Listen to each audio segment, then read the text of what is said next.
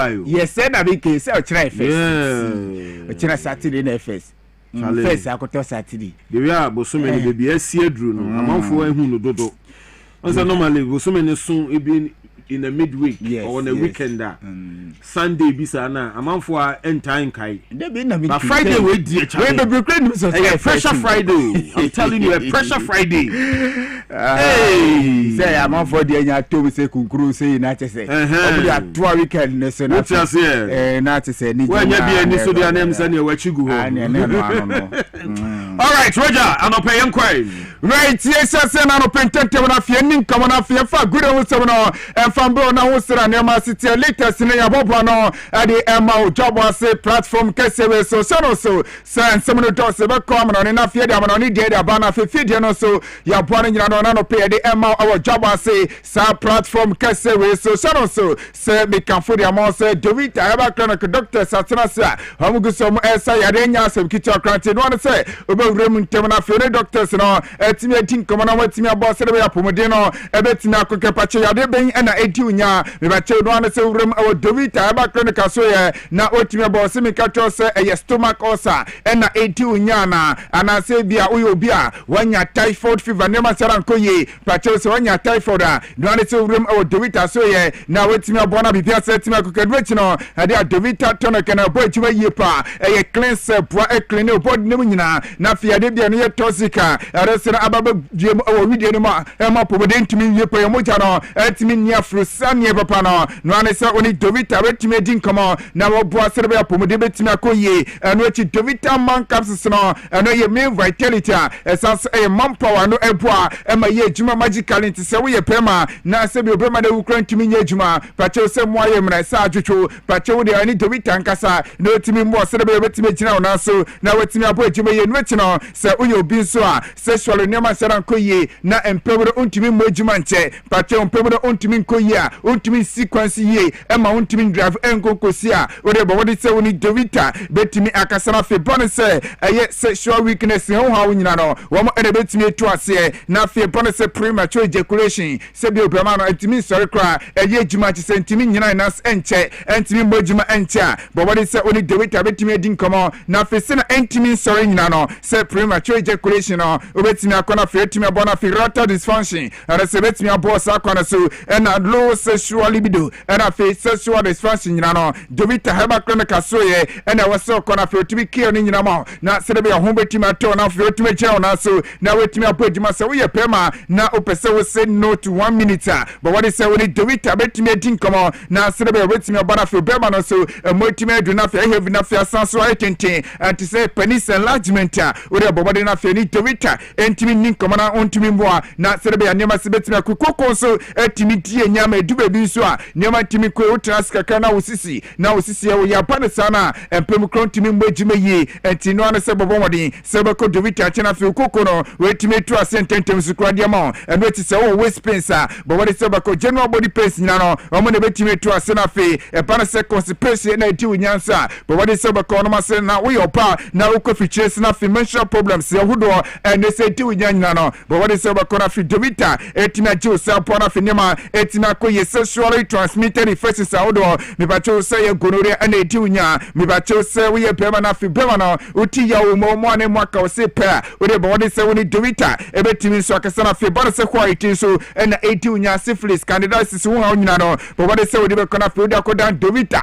heba clinic na fi pona say prostate enlargement prostate cancer na fi prostate wo ha unya me ba cho say we ye pema na ujunso tentententema bobadi se oni dovita ebetimi akasa na fetimi abo awakonya sanyina so na oha onyina so tuetwa bipache dovita heba clinic omo eye delivery 24-hour delivery service gusua eresene koso ono masenti ono mukasa ebetimi abo asere be dwene bebi obia no unsa setimi akede say kidney problem say kidney stone na fe diabetes hypertension na fe blood sugar and na fe chronic stomach ulcer nyina no bipache dovita ebetimi abo ulcer kwara se awoshi elank ode ufaka na udu awusha brantie na wakase okọ elang taxi station odu elang taxi station no a bebia eno guest house one sa junction aso obenkuma femo na after coastal no obo sampa dovita heba clinic awo hono obetimi akọ na ore doctors retimi akobon komo from asana awurem awo hono ma se from tentem so a na eniam nkasa betimi so asansa wasapom awo 0246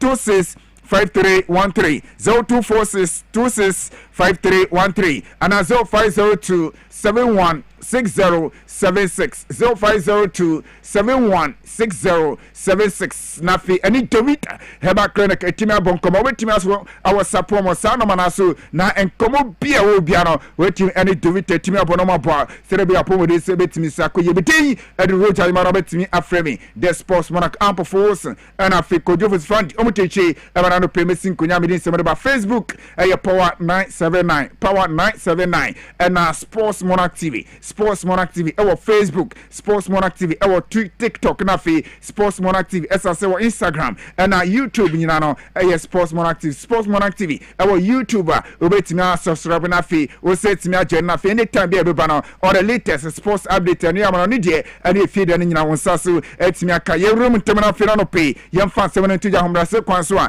na ye room o amano ni 7 na fi abefie ni eba be din commercial se fan FIFA aka che wonu se no a na me di betu ja che FIFA ai na ji se stick no FIFA so mo shares ni be do omo ehwe ni so betimi aton na se be investors betimi edi omo sika etimi ahyem na no etimi abonte ko ba ne sei edi FIFA tournament bi no edi omo ehwe ni se adi a right no ebetombi edi ama companies awodo no betimi abo ama hu sem no etimi betimi no a na be di sa sem le betu ja se adi a asusu esisi bi etie so mo de nya de omo ebe pere sem no a ne ma tie ne se you fan pere focus na se no adi about 55 nations including CONCACAF as our CONCACAF as our South American Potemon omo nyina agya tum say that dia omo ehwe nim say ya dia FIFA some of the abetu ja no nya dia omo president say you found the since no and afi team sa omo say our CONCACAF no North American Potemon nyina no omo nyina ka bo mu tire so omo de omo gituma enye ye to omo tire say FIFA omo ka tire say so di ba no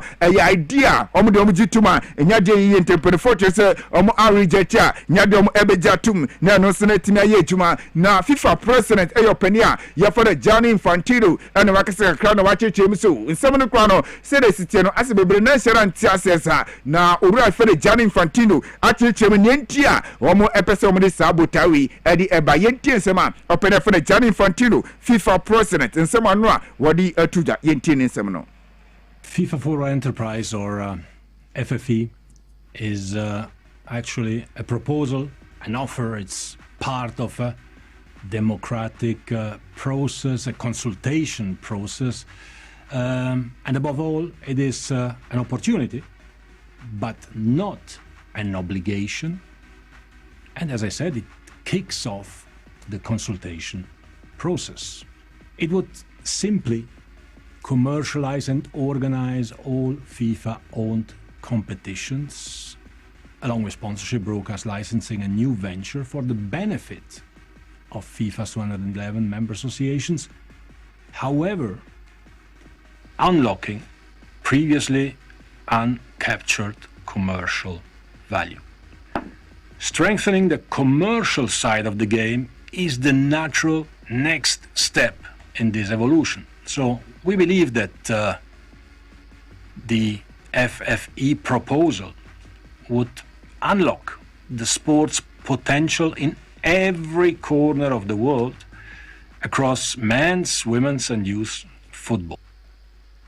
President Gianni Infantino and someone also that to ja and the first say stick more person muton rema investors no fi omo de sika e be she FIFA but ho sam anawate ase wo show the same fio ya fi remo so mofremo o de say brontia for the vozinha wodu e gopa rema kivad national team no o say wodi 40 years a world cup no baba chini di yepa and de be to ja say remo o chilia Dwaboase for the say kolo FC na wo de be to ja say brontia omo de wie e ma personal team no so omo wie bibia na come agree Jidisa Kopenino ebetima journey mo na fenema tima ko yenra and ampenfo range flight eri man se ko betime fi Portugal esas after World Cup no gusua odi ni holiday e Portugal na ko bo hwede se ko betima be pimo Chile man mo na fro no sabe medicals after medicals no na ko timi assign their mark club no report ete and it's a brought to the no we timi anko pimo flight no omu twen branch no entimi anwane flight no entimi anko pimo e wo itire man no a dia tili man no e dia sade no entimi so amase na penfo anya mfa ntuja ade ko report na musunti branch no e reject flight na wentimi anfo a anko pimo Chile kro no na report ete and say overemu so e wo my fene keveda usen no na be tuja say adia Ghana Football Association e perfo a contact open na ma pene na confirm say no crack country saudo etimi abade ni se kebe community team ejuma no ombra mbefa na front mi bona fi ndema kwa nweti no adia club saudo se epena wo mo nyina hye ni se ko betimi abefa ni wa bo ejuma na ndema se timi ko report etite and say overem o Morocco ni etiere se Moroccan club ye fona se RS Bikani perfo ene open we edin komo se woni ebeba na fro no ababe head coach na wetimi abo ase be ya bibia so ebetimi akoke no na report etite and say woni good penalty edin komo se ne se ko Morocco na RS Bikani watimi akofati no akochi omodia ohene se Vozia ebetimi abepiem na fro no akwakoye juma o Morocco kan bintia eno agok penalty mi on board flight no so anko piem o Chile manimo eno e report e fro no no se e banano pemire wonsam etuja yewremu se bo premiership remo nim se no a ena pre 14 se na se October onane mo decision o mo approve e se new deal ena pre 14 a mo kire se skakase pona se mo beche edi ama clubs na se pre 40 atuja se additional money se mo saka eye 1.5 million pounds and I say 1.5 billion pounds ni eska and pre 40 se mo se timiaka amo hwe nim se UPL clubs no omo eba be distribute na fe omo chiche edi ama sa clubs no the next 10 years na fe omo timiaje na aboase be premiership no nioma se timiaka we agreement and pre 40 atuja se no and se na etimi course na se we eye financial life boat funder and pre 40 atuja se somo ana somo be hwe se be ya sa chiche no and se betimi we president be eye financial crisis and se esi e premiership no ebetimi abona fe nioma so etimi akonkan we eye report na se EFL board no eno approve timi approve obo hwe se ade amo ebetimi apeska na fe awremo na league no sinema se timi akoye yewrem awon from dia na yewrem awon Newcastle United aso ye eno ene betuja se openia wono ekuta boboko ne fene dia word no ene betuja se on to aso enye juma enfama Newcastle boboko se report ye se pene no anya ene juma dia dia tuwa se nya dia ono head coach erima Newcastle United boboko no na report ye tite ene se consultuma na se former owner erima Newcastle United boboko no openia fene se amana Stevely se report ye ene se owrem awotima ye fene se West Ham United na pene no etimi akotel stick na se share awo boboko no ma 25% share and upon the force eton edi amana awo West Ham United womo club no mutiano reporter and se efiano ma no sepa mere won sem atuja won se sam anyway and ase me no ka se ohia no se adia eye international investors na ebetimi edi skabe piemo na boase be new eye West Ham United boboko no nema tima kwesa se uko Newcastle United we ye co-owner ohia no se nema betima kweni o sa dis council ko se West Ham United boboko no ni reporter and se ba se Marcus Rashford say wanya as a final goodbye to FC Barcelona say and perfojiri say on to us en second and from FC Barcelona season a yewrem ntemanya say I was so rem our United aso ye na obopia serebe ya nema ebetina konti United mu preseason a resina course no player no ebetina jene mu na fi preseason no nema tina course Manchester United against Atletico Madrid and against Paris Saint-Germain so two big friendly games and ebetina Barcelona and they are brought here from Marcus Rashford ebetima jene na wesi akan see the Manchester United nei or they atuja se Barca fans no how many expression to Dwaboase say obepimo camp no obesi akan erima Barca na supporters no etanichi emaniama so etimi ekoye ni reporter and say fiona man say pa amire won some etuja na Urem our United say reporter mitete and say Brontiam yafana Luis Ho say United mpere foguso edia Brontiam na chidindin say omosabetimi akano na fiabe sign ediama United from Boboko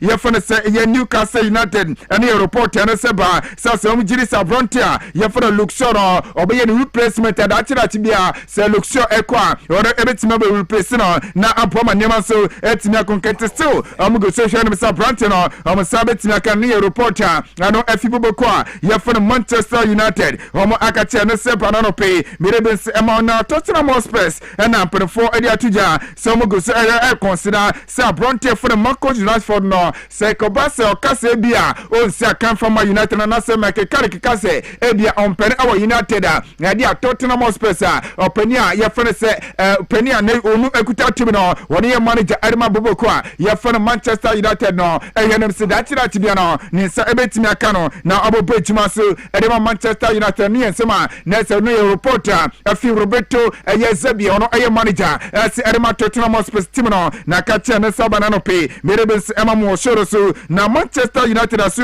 abiom ɔmo asho interest ɛkyerɛ sɛ abronte a yɛfrɛ sɛ Francesco Goncalves reporter amitiɛ ne sɛ Manchester United awia tasa sɛ ɔmo pɛ midfielder ɔno ɛbɛtumi aba reporter amitiɛ ɛne sɛ wura fɛn makekale kenini penifo ɛhwɛ no sɛ dakyira tibia no ɛde a Portuguese international ɔmo san bɛtumi aka na player no ne price tag no ɛyɛ 50 million euros ɛne sika ɛno ɛda ne tresa Manchester United ɛhwɛ no sɛ dakyira no ɔmo san bɛtumi aka ne sase ne age no ɛyɛ 23 years a United gyiri sɛ ɔba bɛpie mu ɛwɔ team no mu a ɔbɛtumi abɔbɔ asɛre bɛyɛ nneɛma ɛbɛkɔ yi ɛde ma Manchester United ɔmo bobo kɔna ne reporter ne titɛ sɛ no so ɛbɛtumi abɛpie mu na wokɔ Newcastle United a bititiw sɛ abrante a yɛfrɛ sɛ João Felipe a reporter amitiɛ ɛne sɛ mpɛrɛfo yɛ no sɛ dakyira bia no ɔmo nsa ɛbɛtumi aka no afei ɔre sɛ bɛpie mu no afei ɔbɛsi akan ɛsɛ ɛde ma Newcastle United bobo kɔna san sɛ abrante yɛfrɛ sɛ Bruno Guimaraes ɔno ɛwuram ɛwɔ Arsenal deɛ a na ɛwɔ sɛ motumi ɛpɛ ne replacement ɛno ɛnam sɛ ma me no kase reporter amitiɛ ɛne sɛ abrante a yɛfrɛ sɛ João ɛyɛ Paliha reporter amitiɛ ne sɛ ɛde mpɛrɛfo ɛpɛ sɛ ɔbɛpie mu Newcastle na ɔba bɛsi akan ɛnse ɛde ma team no ɛne reporter ne fie no ma ɛne sɛ pa na ɔwuram Man City a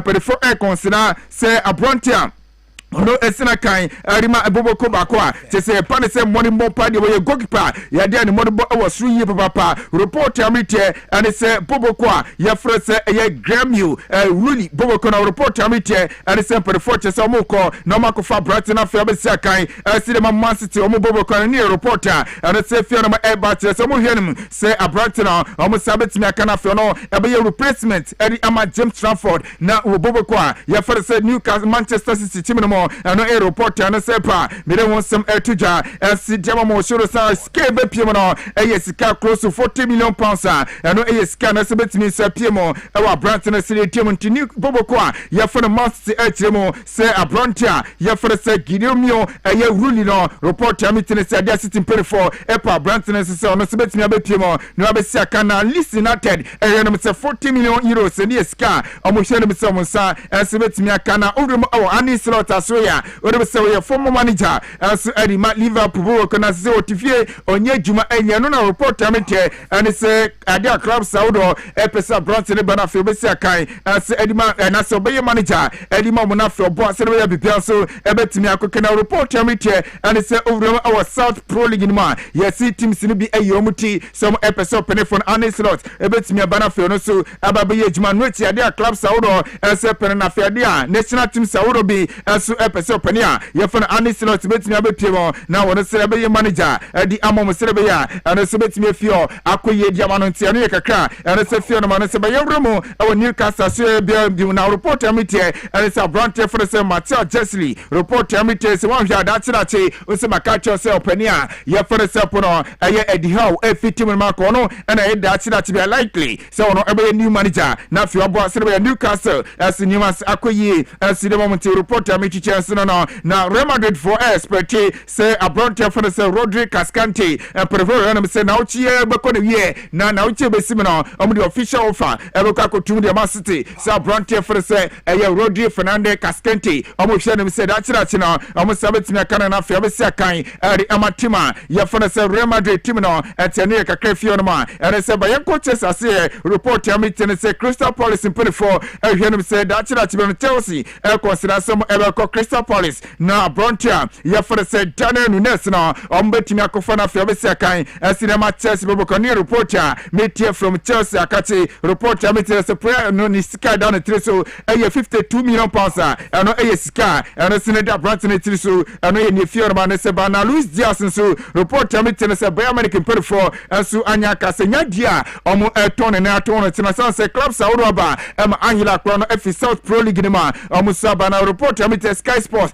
Germany our report to senya dia Bayern Everton se Bayern Everton krana and they just more than 60 million pounds and when sika e bia Angela for no betimi dia ba asena Luis Diaz na omo say timi ejanamo no sema no se fiorma and se bana reporter metie se Brontia ya fana Harvey Elliott say perforce se San returning back to Liverpool na fiona sabasana honde after se ko remo e Aston Villa e ko ball perforce se o San Sebe Piemo se Liverpool now here se bia season no betimi anya playing time no ye kakra and se fiorma e pa na good pa erima Barcelona e for Chelsea or se timi akasika kakra and se mahodo de atuja da fa Brontia ya fana Marco Junior for and wasada ni e ko Piemo e Manchester United na yentie se ma Brontia for Chelsea e di tuja e for Marco Junior for na La Liga and se na e ko se yentie ni se ma o kan yentie se ma Brontia ni kan.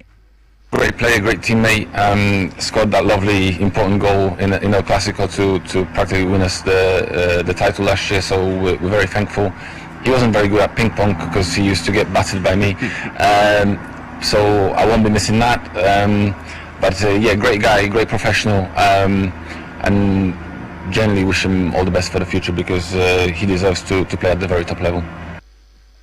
Okay, Tiani as my goalkeeper for the Chelsea, no, only a goalkeeper FC Barcelona, and I'm about to say, Wakasa, so remember, Fiona Fiebedi, commence say from Hungary, come off game and Gusu, Ecosso, Glasgow, Scotland, and Jibedana Ecos, and no idea, Team Ghana, original competition, Kakrano, and my Jimedia Hodo, said to me, cause no more compete here, now, Uvim, or weight lifting, and Noah, and a bit just a bronte from Abdul Salim, a J, or a Jerem, Eddie Magana, Emra weight lifting, of course, my man of him, now a 110 kg, you know, and it's me, Echo. Na epano you know na tia bronte for Abdul Salim Ejay ona timi tosima kuma kunsia entenya dia otimi edin krima ona se na timi qualify se timi akona nimu enti anu e kakra timi piemo na after se bibia timi bana no otimi se o lifti 133 kg na bronte no a ona se timi lifti ye and wetin o sanso eye 165 kg na no se na otimi eye ya emna na oni bronte ya no se timi course anu event anu timi course de magana ni bronte ya for Abdul Salim Ejay honestly Jana Sabrepen and it's me went to me uncle Feda our Jumedi and Sena Gusua Eco Sanse or Tosima Kumakunsia and to went to me qualify and so Uncle and Musasana Brontia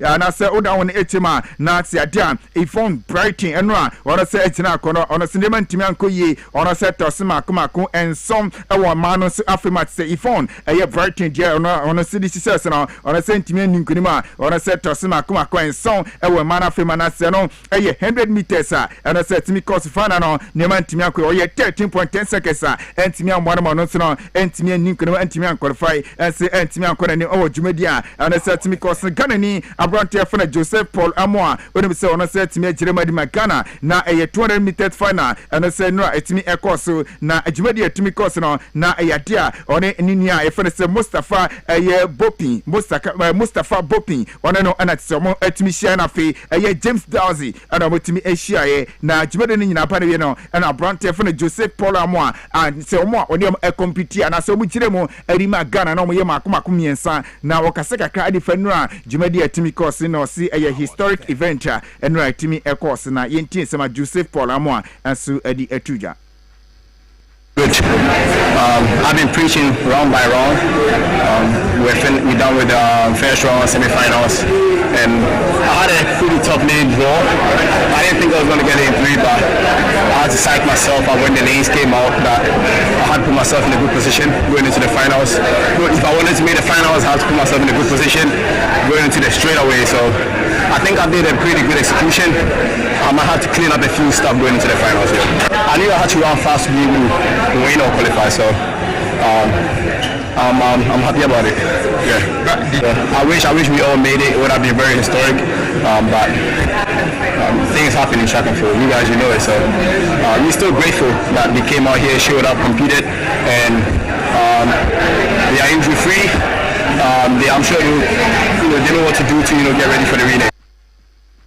Tia ne kakra brante for Jose Paul Amo anso ready to after send event at me cause 20 meters and never saran ko yiba passer Amo expect no na order say this answer say to January and a high court terrible to judge say America's official na final verdict at me about say close to 14 years in and it's a court battle between our Ghana Puti Federation and feature say beto ja beach so a federation e be say association we say be dia association for say dia and a federation for so dia na some ko pimo court no and an official verdict na timi ba bonte na jaja o jirem no oridi bibia no and odi to ja kire so untumi kra ni aban twi man sesa oti ase enti say mo say federation no NSC e ka ho bi na te say ekoba na say NSC team akote dia ene na say no court eluli no o kire sampa say association and a simple for Jatuma omodi community and federation be meteno ade a court etimi eluli ma after 13 years 14 years no to say final verdict and etimi ababontia to say amputi for o say ometimi anya kwan na fe motimi ade omujuma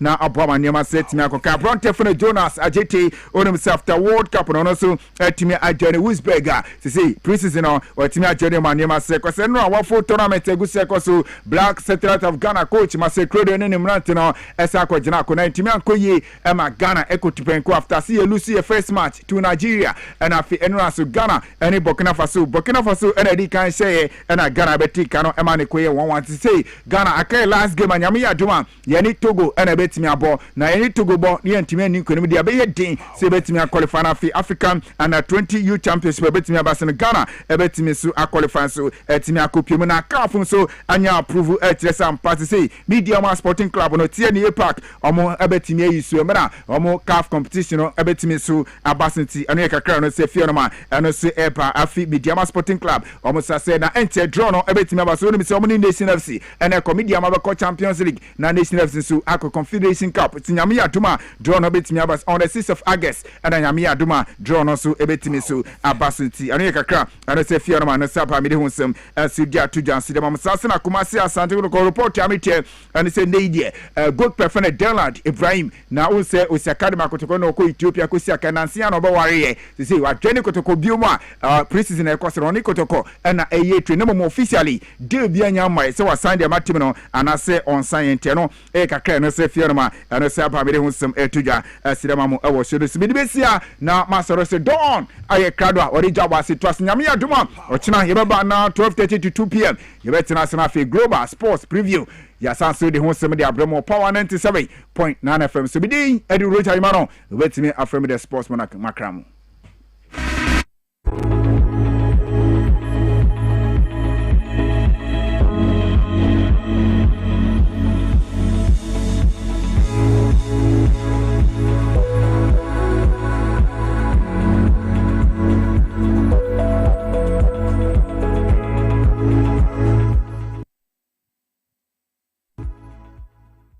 Na ede na ya obayi a oda forma so ne yafunu emunumuni. Oh Mr. Entry eye also yare ya titi be benfie pi nanso ne yam nyono da se me kire onu ahodo amato a me hunu hwe a ebe ya nwanwa. Menyi ni se what also tamfo Hexa capsules any Hexa mixture yanum bom kotia also no bia ma no anom anka ne ho ato no dadaada also dro de eno ne Hexa capsules any Hexa mixture ankom ni nchiremu also yekura eto yafunu ene ensunumu etuma wo yafunu ekeka wa wogire ho a enye also etumi ema wo ye cheko ebra wadidi awie so how eye also de a kope Hexa capsules any Hexa mixture nanum bom na ho ebeto pedudu etu a ko okanshi drug lane Kumasi Dani Herbal Takradi AA Mensa Anafre 02038228855 Apefo abatanya woma won mofranofo ene mofra woni mfiedumienu enka ho Hexa capsules ene ne mixture also tamfo edie age adwadie nkratoyi yi atom.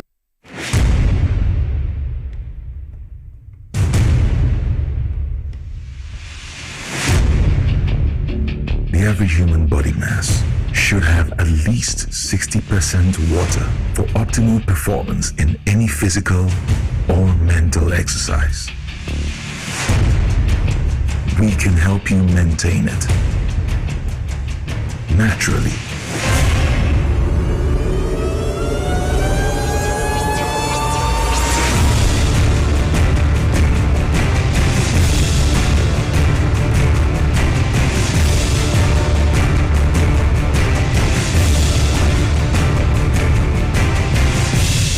X Natural Mineral Water. Simply natural. For bulk purchase, call 0596 273 546 or 0596 273 547. This advert is FDA approved. Brebo eye edwumada. Ebwa eyam eduane. Ebwa eyi insa free ni peduanim. Na ebwa woni pedua ma etena ho yie. Nanso, woni mi say niema a yedi na yenom. Timi ma brebo ye edwumaden sen pote. Me hunda. Me brebo ye edwuma pa. Ebia se mi ntumi ye bibi bo me brebo. Ani and winter na what the left here from the Moses Clinic ni Herbal Center aba herbal food supplement. We see pa de bo brebo ama ye edwuma yi. Na ye edwuma. Fatopa ye no anopa ni enwumre. Na eboa ma brebo ye edwuma yi. Sane ebe ya ebetimi anyam eduane a wodi esiesie ni peduane mu eyi mu kinsi yi. Eno na me brebo kian pa. Ubenya Left Kid or pharmacy, herbal shops, ni supermarkets a ebeo. Sa wo pedudo so to a 0244 06 8447. Left Kid, wa wo brebo, wa wo ni pedua. Edro yi enye ma apemfo, e ma ema omomanofo, ne mmofo a wonya mfie dumie. FDA agi dwedie krato yi atum. 247. Efenyi person deliver parcels. Personal me so no pana me kwadwuma say ya. Na to ma dwendwen. Asane traffic nti. Efi se menya Okada 247. Me duntam abribia. Don't just get there.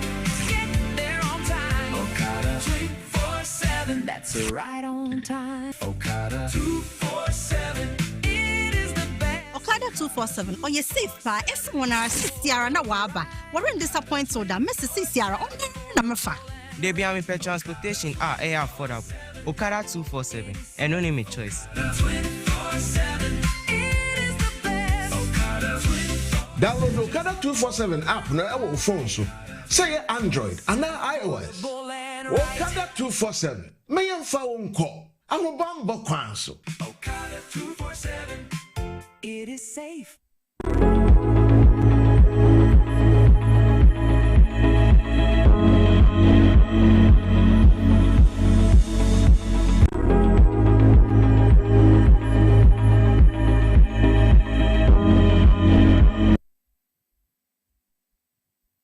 No, from your Play Store, the Apple Store, and start today. Normally, and Kai will say, Yashen, so say, always the rider is on helmets and observes all the traffic regulations. Okada 247, let's go safely. Okada 247, let's go safely. This is proudly Ghanaian. Yebeda Omwasiye pa anope no nanajwa kwachwa ewa ha AJ. Yes, 5XL. What's nasina? Yebeje brena fe no we no the wie July. Ye July no yes mama opulence akwa banete no never can you just want to can you me can not review or no one can opulence in also yes and you looking opulencia yes opulencia that is what we Spain baby yes and I like your soft makeup touch no but baby I be fine but so many you I said then I eternity oh Charlie Nenu eye no kobi. Oh sister. Because we chigu ho. That na chigu ho. Come kwa ye bi. Yeah, invite me. We chigu ho na ye no bia na ji invite. Oh, send ye. Owu eye mo ha. Unye invite. Ko de ya wasa woko. Okay. E bi ni say ye we no. Baby. Eye we no here invite o. E say woko. Because nipa no any petty true. Eye na so de na e so. Me see do. Oh, challenge o ma ya ye no. Court injunction na nya injunction. O ma tinya ya ye no ba chala Joseph for ya. Injunction na nya injunction. Debi. What do you make of a Joseph for the position no? Oh, wa kire ni edin. Eni edin. Ene ahofam. Ne don men kan say. Okay. San hye odi gu akwan mu na waye. Enti say truly. So say there that things I want one lawyer another friend. Good, yeah. Also kire mu say. Adwasafo onimumra no.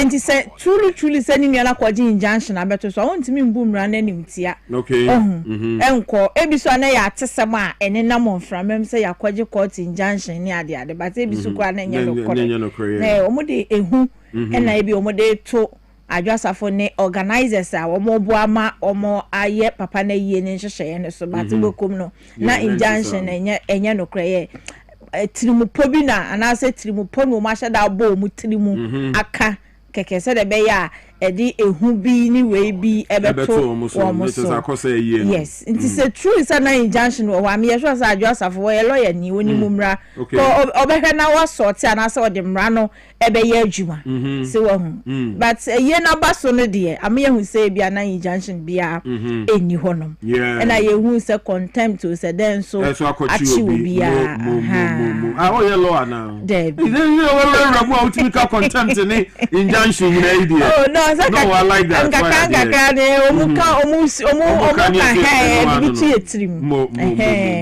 but said you seen him apostle Safofa no na say na now hese na yebe don there be on say e wo mi so ma ye ni de ba se nka anuanom na na se busua ni nyina ka bom odoso e no mo de ye na be di se nka ba bia papa no ne kra wo bia no na ni ebeje na so obi na ka na asem abasa enti no ne hu hia ne se papa no wakode oma ye na chi kama ye nka ne sa eno ye no mo ye ne kama mfoni a mehu o internet ne so a de mehu bia na nipa dom na omudi asam asem na kama amamfo susu se wan hwe a because of said the name si akono emwa ma etitri ni anintini a ye invite woman emma o se papa ko ese lumba die ni ayewie o te ni ekoso no emma panyini bia o se na mo anuanom a mo papa ewu a ye beja mo yie no mo mo achemienu we sise kire me mpa me ba bi ntina se kina nko wo koi we ameka se we na asemesi ta we achi we so ameka se asemesi ene wo tena ne ba bi din a ne nsa abodi obetimi asoma nipa baako o se ko ne ko bonsa wo medin mu o ma ho na camera beto no so ne akase nipa asemesi e ba ho no sa na lumba de ne kokoye ama etitiri ni eninti na ye hwe animu se nkombe ba ba ni abusuafo ne bebo ma besu no wo ma ntimi amba ye na si because no bete yes yakwaji injunction yes wo muntu eska se ebo se na ska ne maya na ye nsem bebrebe nsem no so si wo hu ebia na si ye wo papa no eye na ama wo mo na ye hwe wo manim se nka wo mbeba betai abusua na chi no wo ma ntimi because wo hwe wo mo ankasa nsem wo mo kan se baby omudi invite ewura mo enra ya nche de hu edin no mu se din no mu boboye ni nyina no ye hu ni yense ni nyina so ye ne ekoso no enti na ama wo mu nyina so etwen wo se nra so no ye hu body no yes body no mu dey play settings bi ebi mu susu say the body ni gina transitions ebi mu di o mani kire ho no ne say the body na fa baby foforo so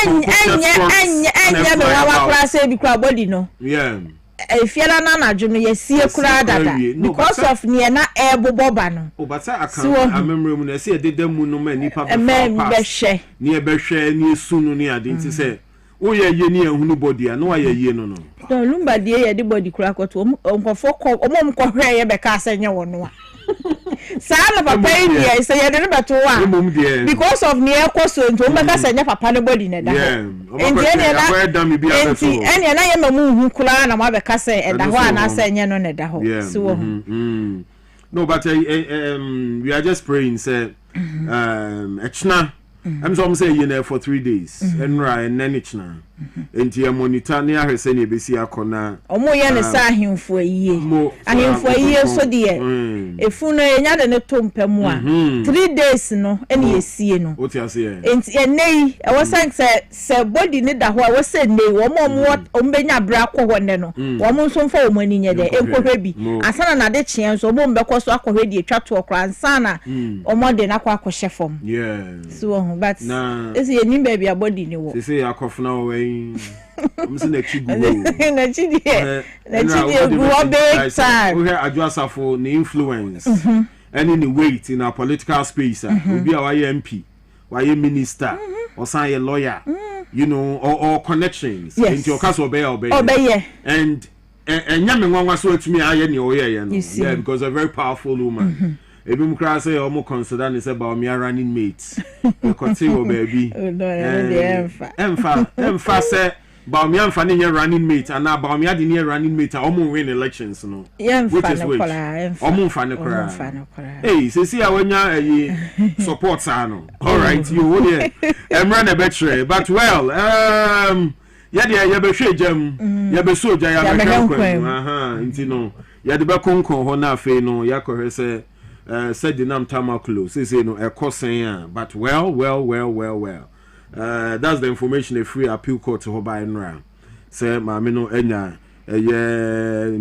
na quita no from the court. And I'm sure say dailies no a capture no in various forms. Yes, and okay, Maminje Brema when yes, say acquitted and discharged. Yeah, what you say. And now no more almost had the BBC. Hey, don't last Sunday cry. Ghanaian Times the Obokrata no. And no more 7 na do ye be king. What a nail. No Ghanaian Times the Obokrata the said nam Tamakro din foni e da hanu say e ba no enei ruling na court de dia basa ma me no 10 years jail ya abinda da no edema no ene no acquitted and discharged na say ye twam ya hyiagu na say oni ayibia wo holu mu biem te say de obae no manfo hwe nim kasa able nko hyensa a che say zonko mi o say dey wonu bie no ene no court ne say omo aboni nyina ato de egweno emu nsam ewo Ghanaian Times e Obokrata no emu na Volta Aluminium Company on say jumaifo wo mu wo mo ewo so wo mo ho de trempanifo sanse no manya ne ntia sanse mpanifo pese wo mo ndane company no emfa ma ankrankra bi na wo mo mra emehwe eho eso na osofo na hwen sase ne fom agudi eho nsam so onmonyamfo Emmanuel Amakofi bua wakopie mo honom ne mpanifo akosi nkonwa na wode atodwa se enya de a company no eye for sale ene wo chena emu nsam ewo Ghanaian Times e Obokrata no mu ene anopay na eye constitutional review hun senkayen as I say eba no eye presidential term na mfienu no so nkrata ibo mama ne se ne no aban no age eye sa terms no de atumu a eno so nkrata no enti mampanyin John Dramani Mahama can be an answer beyond 2028 ono ne time ne endia no ni obeba no your next election aye be ye no good ni obewi ni no be ko 5 years na sa 1 year na da so no mo de ye den 4 years sa 1 year no ma je ato so na din na be ye de amomo me sa proposal no Kofo kan some time back na Kofo kan no that was after so no free so and obeka so 4 year term ne kra no enso but we share the way we run our politics here you two abani we here you so in the government na politics for the next elections no answer ashas and you know it's more of like every day blessed day be a political season for us and you will say first year no so the end appointment we are second year na amamu no afi na ebegina na naso no sabre na so na afi party internal primaries and internal contest ashas here because the last year na JM even here decide JM second coming here mfato ho a the first year no the appointments mostly second year owura mu no all year adwuma no still party internal primaries no elections so coso no so twifa then would be rather third year no na bia what me anya a bit of a foot now you are thinking so afi there run on mine no pa ye but the whole crowd no appointees na mo na afi reshuffle ne niam so betwem so the honor crowd no you are even lazing your boots for the next year's elections and you also aboa for the next elections no not just or mine so shepa ne there technically it's more like 1 year be now the nya bread ya more mine no and so almost say the 1 year san kan ho na ye 5 then see at politics ne so now you regulate the way we run our politics and even party primaries ni identify ye benya a period e be run sa niema na ene amemu no enhyeda enkohia na nkwa so party tweme or mine so tweme on that sa conflict na test good into no so almost sa niema we nyina be kio sa and some now we are just monitoring. You ever heard 5-year term? Elsewhere, we mean 7 years and 1 straight term. The people cried no me and said the Odia Hinia no. I said monarchy for over free so also because what the bad be queen so. Aye, so no sound na your children with you no near seven. And it's any man, you know.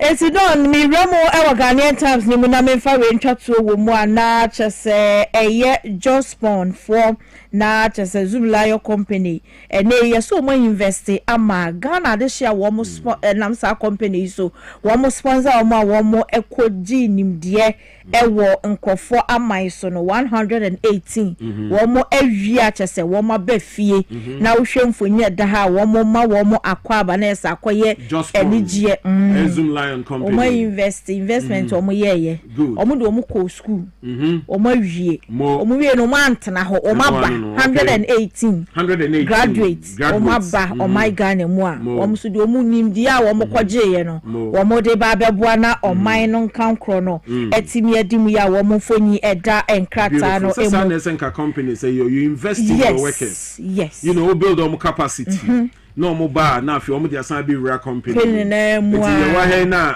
Mr. Dakonko USA no see I build the capacity or buy on the casa prices with history what's your so that's how it goes AJ yanko Daniel for the Daily Post the worker no and twaswa na chese uremu my Ghana mra shebedwe fie mu a na chese wo mo apase eye Ghana eye cocoa board bill no na sa bill you know ebe guarantee eye ekuafo na eba no koko eho ensenkan ya 70% na chese no ye de ma wo mo o matundi say free on board price and only a 70% na ewo mu a sa free on board price no eye koko no say ye cotton wo international market before crown sana shipping cost aba na chese 70% na guarantee empenifo ede ema eye kokwa akuafo a emu ensem enso ewa ha no say ye no ebehwe se akuafo no ebenya eye fair share ewo sika aban no ebenya se ye de kokko no kɔ ama hodo so na ye kɔton a ye export kwa sika ebenya no akuafo no so chefa ewo mu bi 70% na yi mrahwe bedwam sa beli wo mo age ede atum na Jospon adisuafo a wo mo sponsor wo mo no eno so emu ensem ewo eye the Daily Post the obokrata no emu ene rasa dinam tamakro na yi court no ni 10 years deal ni abodi nyina atuagu eno so emu ensem ewo eye the Daily Post the obokrata no emu na uwra mu da chronicle ko wa krata no emu a sedinam tamakro nsem na ewo mu bi na adwoasafo honorable ono so ni mfonyi eda eye ehanom sei na caption a wo mo di amano ne se adwoasafo rose eye the dice na just say ludo abano wa bone di abono 6 million 6 million obi antimi ntwa no obi antimi ntwa no isa se wagina ne nan so ama ne papa na yia na nkenkofuo binum anase ye mu bi ye dwen se ne ekeka koidi ye na hwe be se tu ahyeda no ama so no an ye se friend ya obade de to no na de adwo so ya asanto anti ya effect no woti ase e na ya adwuma wa ha no amani wagina ne nan so a wo se me na me papa me boa o hey don no but minimum bia ya de ne to ya ebu wa ne krada ya wo no ya because ya de ne to obi nipa ni di na be kata ono ne krada no eso eno so ho o be adwofo ye ni adin o ye ni adin yeni edin pa achese emu nsemewo the chronicle of Bokata na Vota Aluminium Company a was so for hensase ene former goodie ho nsem so ekopie mo ho ne mpanifo kosi nkonwa wode atodwa se nyade a company na ban no esigina ye bia na so pepe bia se wo ton no emu nsem as was simpempren die company no mu hia $700 million yes na wo mo de ahyem omde invest wo company ni mu na timi abo adwuma ye achese eno so emu nsem ewo enkrata no emu sedinam tamako nsem no so ewo enkrata ne mu bi ene anopenti don ko wan krata ne ba ye no emu ensem ena mede ato eye alright nana mame enda wase enanope na fe no yebeshia later on so that's nana jo akwachwa na anope odi do bon krata mu nsem no ebreye no na migide sem what dodo na free a lawyer for ne ho omotwe no srani abasa ne CMA the court of appeal a grant a year that appeal na Sedinam Tamaklu a file ye na unyana kweta no but anope no yenhwe from the point of governance whether say yes no ebua amemu no eni amanyo no se ne ye no ye man mu no ebim se ye mra na akasa se mra ne kasa ne mra na kasa ne Ghana court na se be court no yenkonko ka ne kra ne mu yeko camera eno na ye adwuma no anope engineer Sakamon Kote local governance experts and also a citizen vigilante as it were na mamene no eni nkomo e wo sa agency we mu no engineer good morning let's saying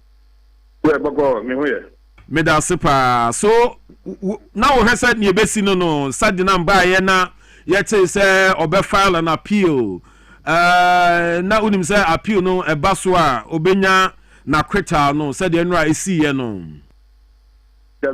me nim say obe file appeal me nim say oba nia lock no ye na prison anti o ni legal team no ewo kwan say omutimi file appeal no ma file appeal so be it becomes a legal matter governance there or a public actor I will say who fall within the framework of the laws na they are a guide on and he said who fall foul of that necessary you are not ready to perform as a good citizen. And a public officer, President Apau, say Eduma.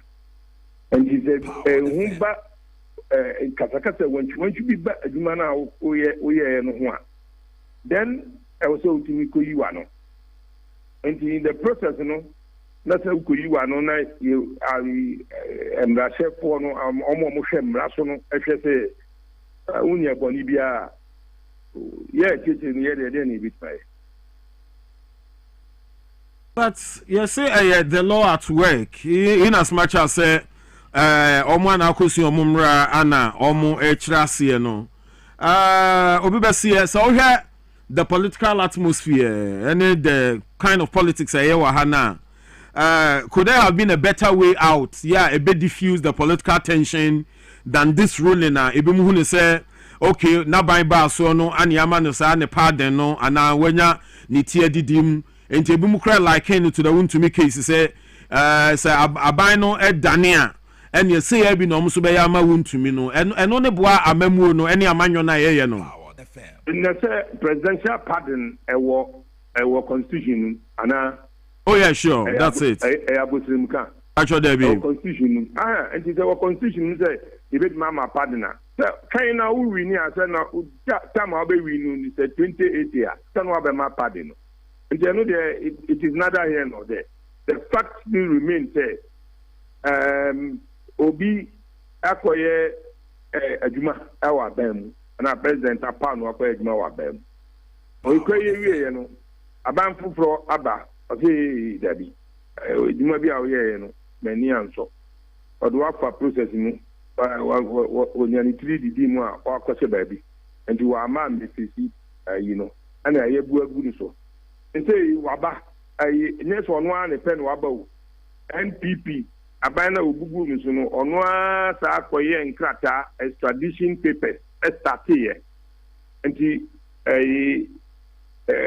attorney general na ban we ba ye no say sa adwuma na ye chat ye no ye nto aso ye mfa ne mra sanka ba ne betimi atwa sanka ba ne pese obeba ana o pese o free na sanka obetimi atwa extradition order ni ana office on timi ye obetimi no ka America ho and so senior wo kan no say political tension na be likened to me that is neither here nor there because to me say extradition process no or cancel no obi ntimi nka hwe nkyerɛ no but wanyɛ odi akyire me yɛde ne bae ɛne yɛde ne bae ɔso ɔyare ɔyɛ dan yɛde na kɔhyɛ prison hɔ nti wɔhyɛ prison hɔ no na wɔne ne lawyers atena ase na wɔma fa legal means mean aba araba ɔse the law is the law nti wafa legal means na wafa law num na appeals court say dabi and I mean sentence in that of beginning there's something wrong with enyamana moye no so be it I was say ultimate kaka se dabi e dey asem na moka no for judgment ni bra na nhwe nti u kan na hu de appeal court for no e kana na why you the u kan na so si dabi de amuye de enye papa why not? That is why the Supreme Court is there. And if we don't want to follow the process, we can abandon it.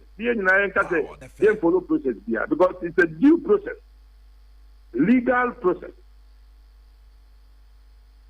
Na I was a Kwabase, Gisabia, na manyokuo aba baimu. Ansan when ya sa kwan no I want all the far meant to work here na ho so na asi ade fa no because I no na akofa we nyina be ya na me boy engineer you are being disingenuous. Oh how you are obi obeka say bia no you are just being hypocrisy ma catch you say a extradition order na e ni ba Ghana ha no NPP na sha ase te na ban ni pese o onikwa opeso obeba and one so okay say tradition can become na me bo say MPP na sha ase a say wa ma am a face am a continue the sentence no during the MPP and say na MPP na was no oba ya nka susu se nka obekọ an appeal enya niti adidi mu say extradition no enye ocho letter me ko ye na ye de nipa reba and you go through a process. I know. So what are you saying? No, but I'm saying, sir, even though it went through a process, no, sir, if the NPP had continued, or had won the elections, and also, and the Nipanaba or Mubreswa, and NPP, yeah, the never court, I'm when you say acquittal way during an NPP regime, and I know you're only lawyers, and I quack finally say, the person a quacky, and yeah, I bind a little court to be. I bind a so a court process in normal way, I'm yet not to. But in this case, you said prosecutor, no, and to me, I'm making the case well, no, you don't smell anything out of this. Argentina, me, any woman, or able crow, I deal with Nano. Yen share, baby, a fault no near Kosovo, maybe Uncle Sibium. And he not fault no one. And now I see prosecutor and you good. And it's a 1 year that you may then 1 year that you may I know a demand 1 year crown, that you may so sentence Tedina. No, but the entire Mammy Busa when he said, on say, Sample send me a lawyer, no meaning what the law says, we are doing a conversation around this case, those of us are more on the streets, you know, have their own, you know, opinion about this. That's why we have the court of public opinion. So I'm out for to make sure even before a decision is arrived at in the courts. Fair enough. This is politics. A Bimukra feel say even the appeal age, you know, as you are a part of a settings or a schema. Ninano is just to, you know, let her gain her freedom because age in the everybody is entitled to his opinion. Yeah, sure. And you know, me, I don't care about whatever anybody will say. The fact still remains that we go to the appeal court. Appeal court, appeal court say, from beginning to the time I sentencing, everything is wrong. Now, Eddie Ebema Sabio, Omwa, Ebimu Omufu, so NDC research way there, Abaye, Ebeboa, JMC can come in, no, it's all well and good, but with this ruling, no, Omasha yes, so Mano Kasa they are disappointed in the government. Research who's our reporting. Oh, and you know, ruling never any day. I mean, almost about best 7 out of 10 posts to be our kind piano. I'm out for express some disappointment. And no chance, previous saying, they are in for research. That one, and you need a research to support that because legal matters in Yaka Wassam. So, one said, nay, Papa, stop, Papa, no. Yeah. Me charge sheet, you know, and dummy agina so I throw case, you know, up. So, mm-hmm. And I judge and say, Yanko amended a charge sheet, no. And yet, Ghana here near war. And so, a BSc earlier, now what Gina so their sentences said, don't you think that a wrongful sentence in a Yadima said, no? And that is the fact. I didn't know their own share. No, but why do you claim it as a fact? Facts per what? That is what the appeal court is saying. Appeal court in Eka. And it's an appeal court for Naboa, and yes, so be it. The appeal court for no, Omuniani, Asebu Ketiani, Yaminum, and Yani or more. And then let's keep it like that. Because they have gone through a process. And you are saying, say, and you pay binum, and so what? And to me, who cares about the Omoka? So now, the fact remains, say, you have got a peace court, and the court is saying, say, there is something fundamental wrong here, and the lady shouldn't have been sentenced. That is where we have to look at what happened. And to me, and they are Attorney General say, or no appeal at the Supreme Court because there's enough grounds and sufficient evidence to make her accountable. No, you think, sir? I also and the right, but no bet me on my aim. I mean, another conviction. Send you to the Attorney General. Attorney General is also waiting for the judgment to read the 99 or what. No, but even before he reads the judgment, I expressed a disagreement with the court and also bear an appeal. So why are we paying him as Attorney General? He must come out and defend the state. So he will say that. But they are paying the document in the train and him, the him, no, kind who say, but wait. So be it. On one thing that Obeka Kofi judges were. Attorney General is not a judge. Power defense. And to Obeka Kofi judges were. No Makachen say you can't do this. You can't bring this here. And that's what Makachen said. The other Banokrano is still wrong. That is a process. If everybody will be NDC why that is not the matter. Supreme Court one, appeals court one. You make sure say NDC will be titi. I just said be able to catch him say. I said you get at ho and papa is defending. Fifty kwete at ho and miri and a BC at ho. And our mona Emma ruling and your cast are their measure. But people who have been trained, they are in a peace court on merit, are taking a decision. Now it's actually to a Yampia boom because what do you want us to do? MPP for the statement about almost saying the acquittal and discharge of Sedinam Tamaklo at Yunum, a travesty of justice and further evidence of a politicized justice system. Who's our Masem way saying? So Maka, what do I know doing that saving well? I mean, it's fine. Or Maka, and so what? Hey, engineer. No, can they prove something? Almost say the facts speak for itself. Madame Ationu was tried by a competent court of jurisdiction over a 5-year period. The trial court, after painstaking examination of the evidence, found that her conduct as CEO of Maslog between 2013 and 2016 occasioned a loss of almost 90 million Ghana cedis to the Ghanaian taxpayer. She fled the jurisdiction whilst on trial, was convicted in absentia, and had to be extradited from the U.S. At a great cost and effort, only to arrive in Ghana on the 9th of June. Barely 7 weeks later, she walks free. That is the position of the opposition. Now, a legal connection between the world and a political talk. I know we are betting Yakabi. Look at it, natural be crowd the same way. And so what? We are talking law. And Tarabasi, the law is the law. It doesn't matter whether the case traveled 300 years. Are you saying the case already 5 years, 6 years, you know, and to me, bad case, judges into me air. They can't air. And it's a could do appeal court. Unless you want us to like discard the appeal court position. I wonder where we are driving at. MPP point at Justin Kodiani team no more Munyansa or Munimadia saying appeal court follow. Is that what you want me to believe? Engineer Nyabutro. Na sabe nipa ho adwuma ne ye no. Ta judge fu so me nipa wa na. Correct. But almost one position. Almost one level, almost stage, almost bem. Why don't you want to accept that? But you want to ridicule their position. That's, I mean, a harsh word to use. To ridicule the position of the judges.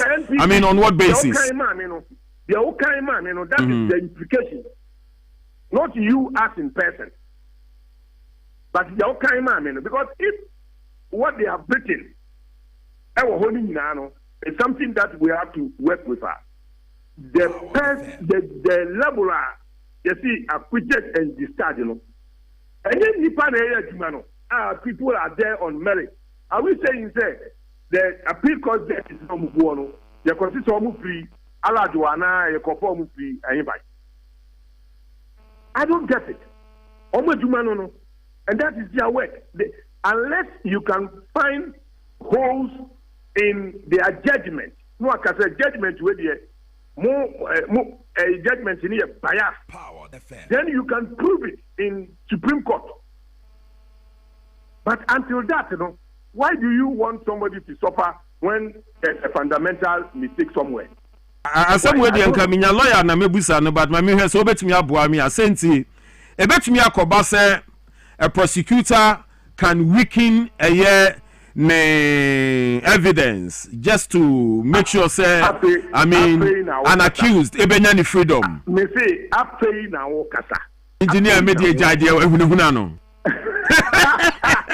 no pesa meti ade be say betumi abasa prosecutor bi ebetumi weaken year the evidence na I mean an accused enya ni freedom and I'm say afei na wo kasa one say me my example clear example wo ho tisia. Hey. Say Hanan case, you know. Dami who say chat sheet, you know, eye murano. Also court echo capture judge you say chat sheet now o my no and yet no fa chat sheet. I think yem fa some ntu baby kra. And the judge you say debi ampa enye but omunko amene ne yem famra.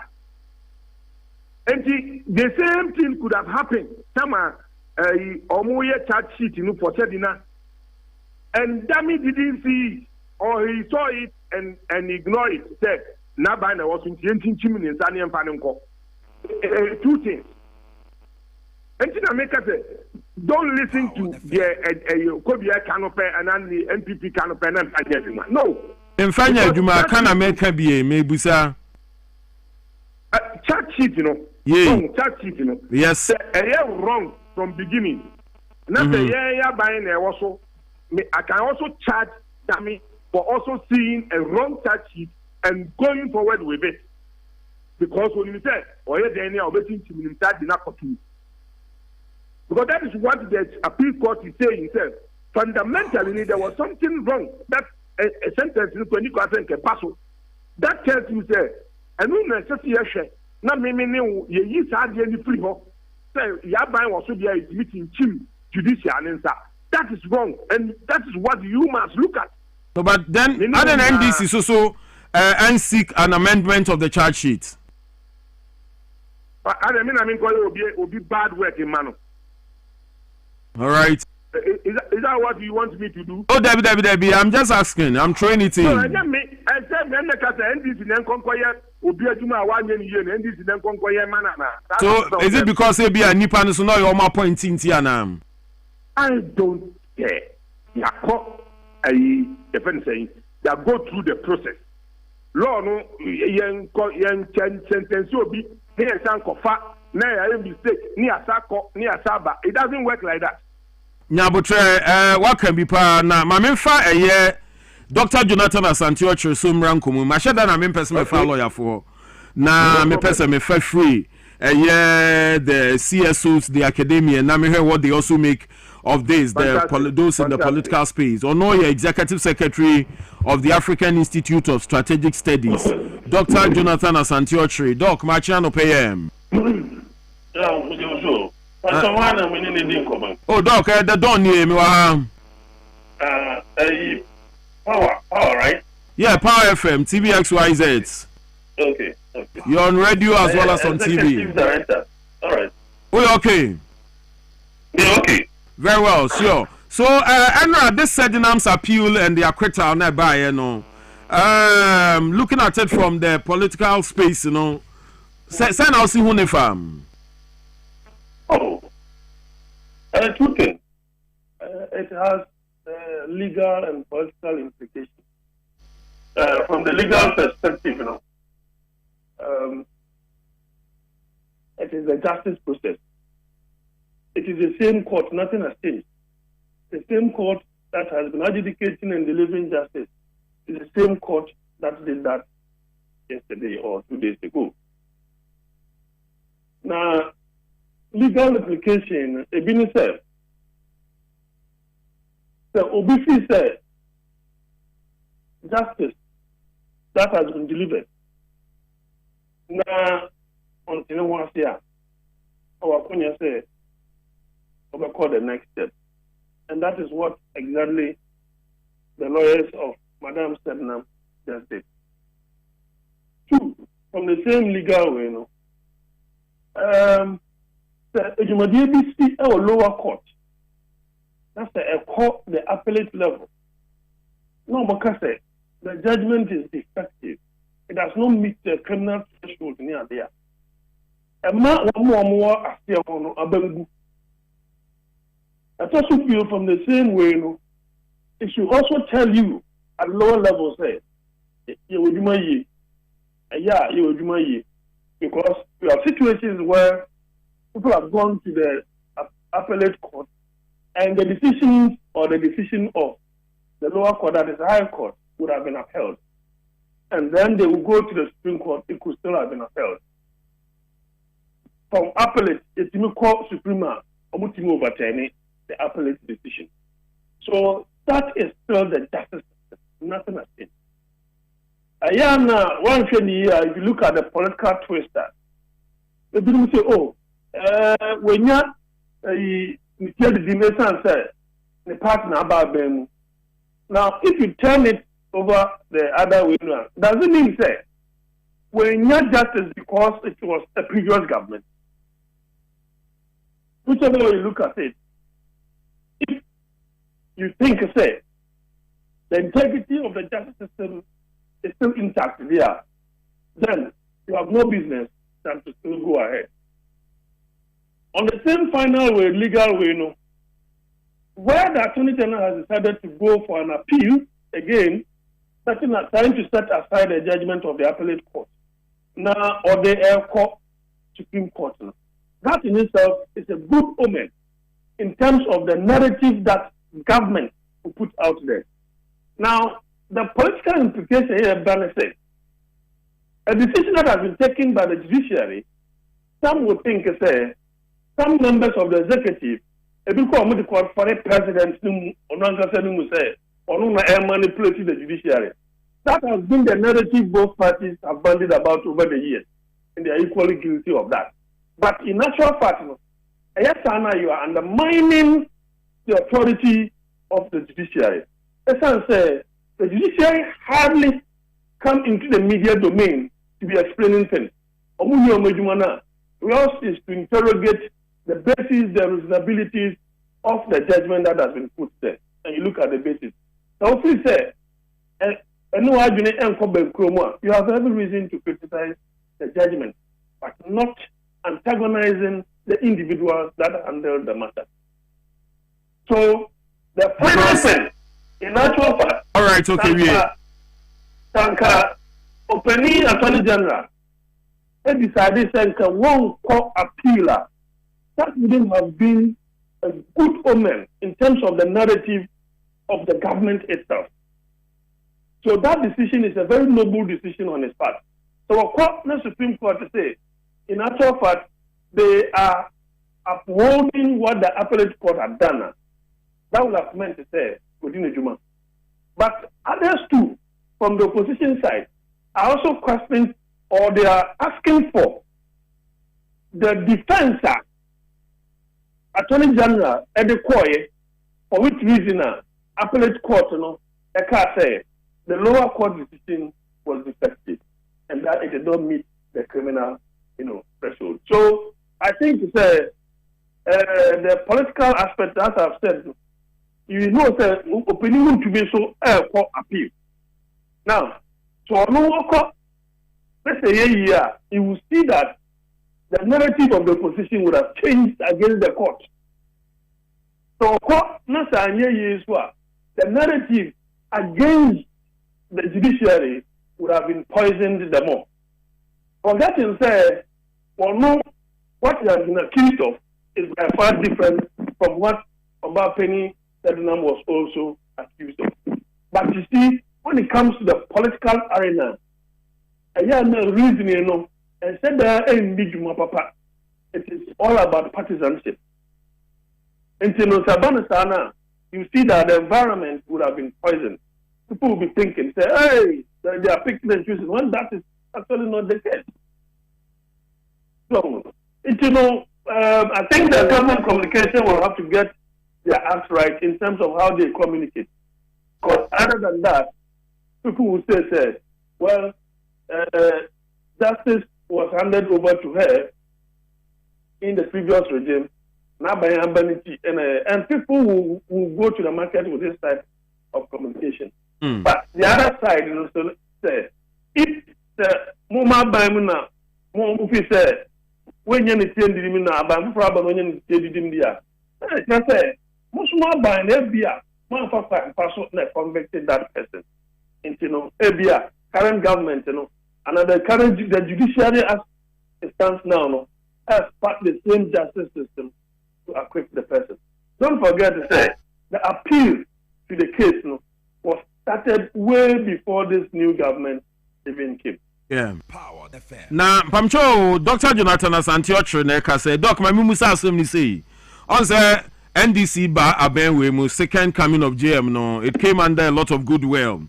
Especially oral now, Omo Trumpet, yes, said they are going to recover every loot and crack down on corrupt practices and activities. No, and Magana Funyo Mumujidi pa near to Abanemo boom, and then Omo buy no, Sa Abetina Omujina so the buy no, any same way send a Esia corner.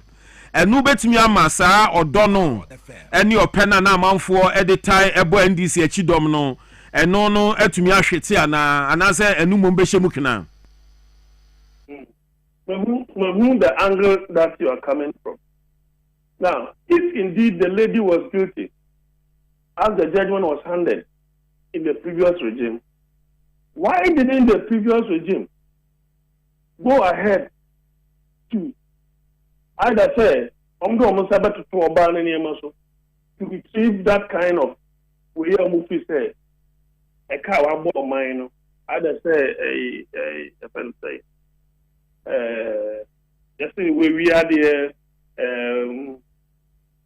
financial loss to the state and then the previous government ought to have done that.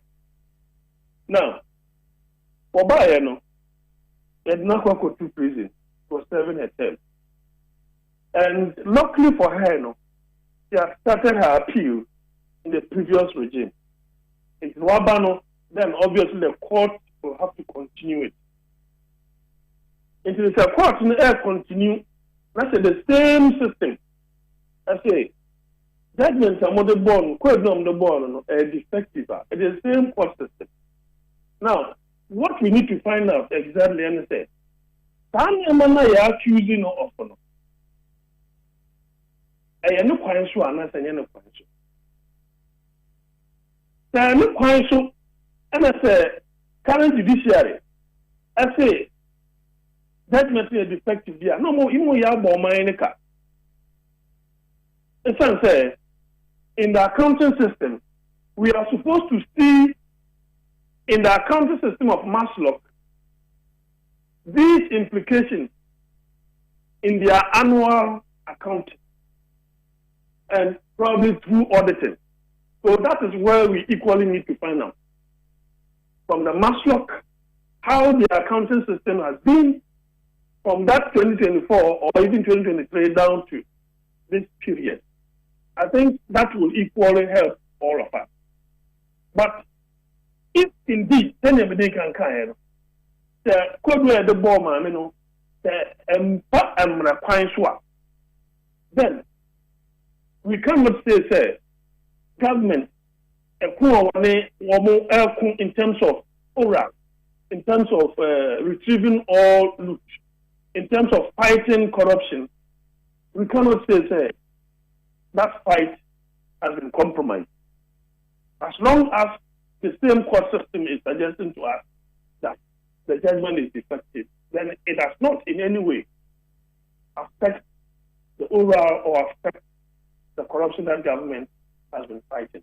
In actual fact, if this government were to be corrupt, I think we would have been hearing so many scandals. And so far, we've not had any kind of scandal that has, affected the government's image and credibility.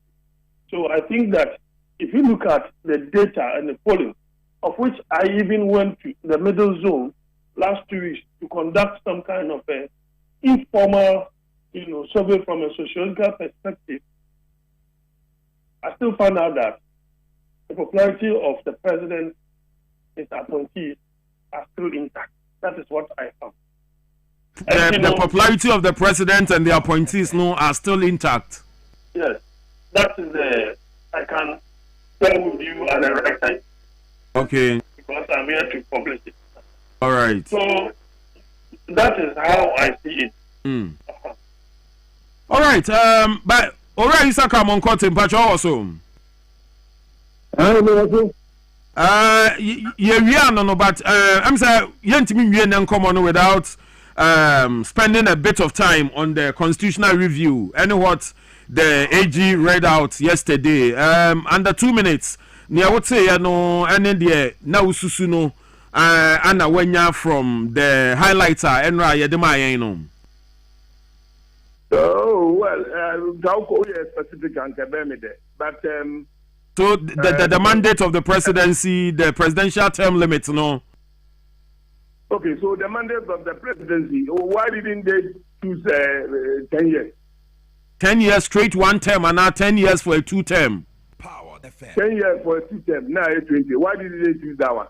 I don't know this proposal, no koye. Don't have to koye because man say, minimum say that there was a proposal for a 7-year straight one term, 7 years. I'm only being sarcastic because. Why do we need 5 years? Why? What's the difference?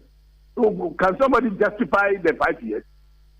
If we want to run it out, Germany, Japan, USA, and some other countries, they are still running the 4 years. Nobody has talked about moving to 5 years. Some people have moved from 4 years to 5 years, and the justification is what? I want to know. Because abẹ́yẹ ti sùn yìí ẹni àbàyìn dáadáa náà ẹ̀kọ́ ní nanado àbàyìn no sẹ́ni ọmọ di ọmọ inú ẹ̀kọ́ sí bẹ̀bí ọmọ di kọ́ sí yẹn no in terms of the economy, the political environment, the financial position, the macro indicators, everything no Ghana for you know ọmọ normal. Now, Abawe Aba, only 2 years, Ghana phone say, Abawe Atene and Yama. So, are you saying that Abawe needed 5 years to turn the cable? No. Under 1 year, even 6 months, he was able to perform under economy, under the subject economy. And Ghana phone everybody, only a doctor, a Katayano. Also, research, government was intact and be movie. And I can tell you, sir, if you can listen from the MPP for ABE Qatar, me chairman Sabunsu or attacking journalists. So more in your position it is not about position. They are satisfied with whatever the NDC is doing. So at the Chimkrana, Ghanaians are okay for now. Because they saw what you people did. That is the difference. And we don't need 5 years.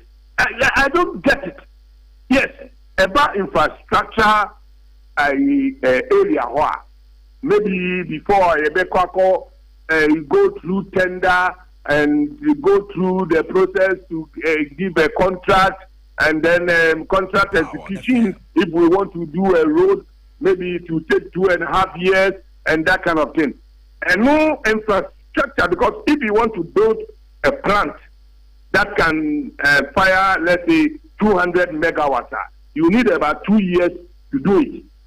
And if infrastructure side, government will need more time to implement the policies. Maybe I will understand, Kaka. But not in general governance. General governance is the third world country. If you are able to manage fuel, energy, macro indicators in inflation, you are not overspending. You are good to go. When they maintain 5 years, nothing. And it is Obi the 5 years is going to be A, B, C, D, and Ukraine very difficult. And then last, district assembly election. Yeah. Sit down here, discuss. will say. Yeah. I don't see how the government will open it for everybody to fight. Yeah. It will never happen. Well, because that will be a disaster. It's a recipe for disaster. Because such a being will make me support to her. Either say you bear the partisan, and now say because the assemblies, the extension of the president. Power the fam. Ahoning now the president need 2 minutes now power. And you go Germany the Comobia. It doesn't add up. No. It doesn't add up. And so they are going to choose 5 people. No matter shortlisted 3. Then Yakoto Abama. It's the only position is that the presidency will be dodging from the appointment. That's the only difference. Mate, Brennan Timamema, Dr. Jonathan Asante, the last bite on this very portion of the report on the presidential term limit. Nyami Adumna next week yet in Kwama. Now we have the full document. We'll discuss other portions of it. But Dr. Asante, sir, presidential term limit. As a engineer Monkot Infinity NGO. Oh, of course. Okay. First article AISS.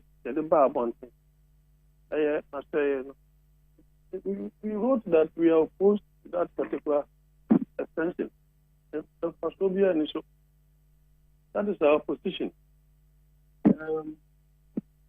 The psychology here is the fact that we are assuming that we are going to have always a good president, like what the current president is doing. And that is wrong. If you have a bad president and that person is staying on for 5 years and even use the same system to win again 10 years of suffocation, and that particular individual, that apart, realistically, the AC is here now. One, the MPP would have done 4 years in opposition. If the NDC is likely to win 2050, that will have meant 9 years. And if the president on the ticket of the NDC does well, then that is going to cost them 14 solid years in hibernation. And it's not going to be simple for them, whichever way you look at it. And I'm making council, you are campaigning that you want to be president, and you don't know the people you intend to use for your ministers, deputy ministers, CEOs, and other important appointees at that top level, then you have no business being in government. So it does not justify the extension. And first speaker, Edin Kankayan, we are copying the Americans and the Brits.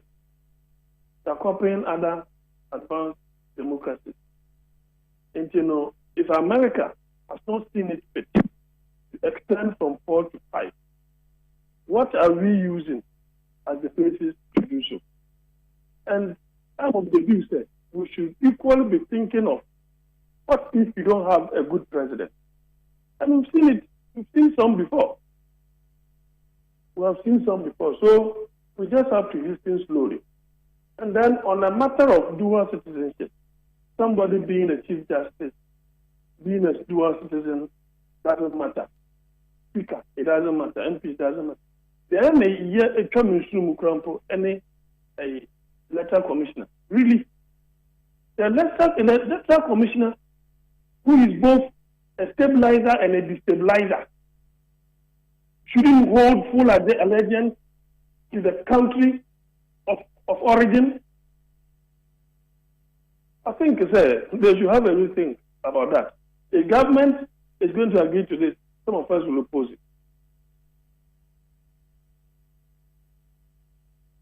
Duma, yeah, the month of August, we have a lot to ponder on. Nafi, yeah, dear Queen, Manope, better more Sepana, more brain, more Daji, Amonia, Ediamaya with Dwaboase, Jumedie, so on our network, Power FM, on radio 97.9, as well as on TV XYZ. Yeah, better more CA. So that was a year. Engineer Isaka Monkote, only governance expert, and Afi, Dr. Jonathan Asantiotre, also Executive Secretary of the African Institute of Strategic Studies, and Edi and Komoni B and Openo. Listen here with a dog. That's right. We think of Ghana fat. Who are the bad?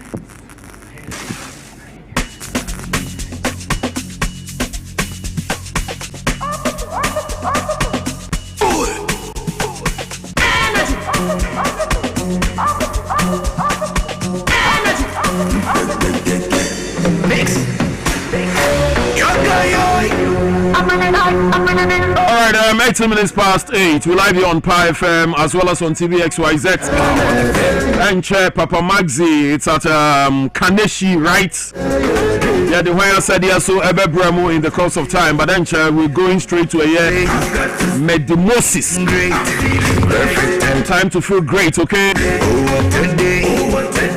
got to say, I'm feeling great. Perfect time to Bashanin, so the National Petroleum Authority Abayan Coco from a year, baby, tankers no immunitono, Pimpi, who's a tanker be immunida, Bronubiswa, no crewmaning in IGP, Ubia Baby Pibia. If you cry to me more gallons, so no more betray fango, ni be any a day. Electric energy. Sanya Manu Jaframa, Yamian Fefia, Nako Jiwumwa, a bit me at Deria from Ukraine. Nuntini Abom Coco said, Baby Abons a tanker be immunida, Bronubiswa. Yeah, not watching who free home, the fire service, Ghana Police Service, the National Petroleum Authority. No matter me about the every kwemu amaye. Sabi fango no ankure ba ko awoko akosone no nya no na ebe sesa shebre. Nti anu otu hu for what you see. Wait me reach out to the National Petroleum Authority's contact center on 0302 550-380. Na fe no wait me aboa ye ndi obetimi aye di aboa man no no. Enye tanka na woko akohwe. No you phone now could video no na hu here. Also your life is worth more than a gallon of fuel. This Save a Life campaign is brought to you by the National Petroleum Authority. Getting us into the Medimosis talk on our health. Doc, young Kwabena Prah pain. That's right. Dr. Moses Dubache where? No, yeah, pa. Yeah, that was some power.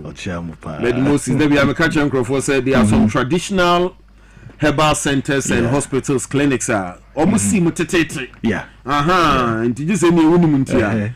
Now, young come documentary, Sumra, your banner fino, wouldn't come on, Asha so am I. And yes, ye free bako and sunny ya come, you know. So, and a medimosis, Prostate and Herbal Center. And so Eshasie, Ahobrasiemu, and Cryha, Edia Dana, ya, and nay, Onyankopon apejase ye no. Ewiase fa na nyina. Ama eho amane bo nyina so no, ayonkonimdie ene abasobo. Medi Moses Prostate Center from Ghana is receiving the International Quality Crown Award here in London in 2014. From Ghana, this is Medi Moses Prostate Center receiving tonight in Geneva the International Star for Quality Award of Big Group 1 Business Initiative Directions. Congratulations.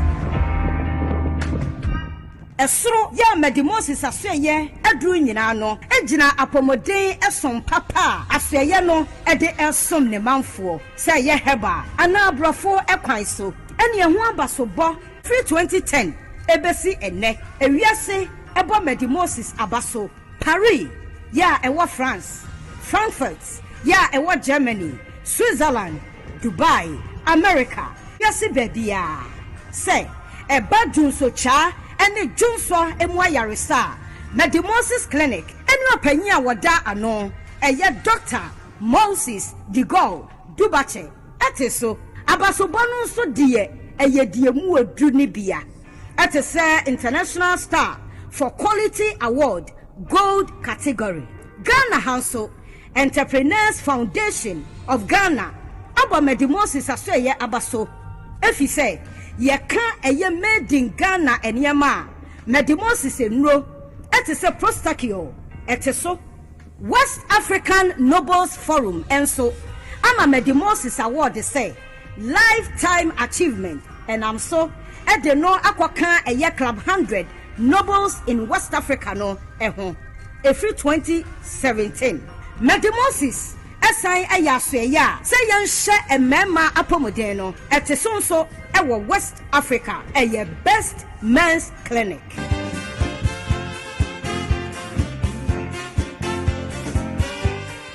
Yaka prostate enlargement say emema junso cha eye kese no eye abosio ewo mema dodo no a eho ni titu eka omu enyini eho nanso se etra ekodru cancer eno na ehu no Ghana doctor nimdifuo baako a oye plant medicine specialist trese doctor osai enim eye enua ene haban apomoden ne nro ya waya ebi esa eye prostate nyarewa no abrofo no a womo eye abrofo nro no kra no etwa won ho esuro no eye Dr. Digol Moses Dubache we nyina ya dumaso a ekoso ewo Medimosis Clinic and Herbal Center ewo Adenta Old Barrier and Cryha ene ya so ye ni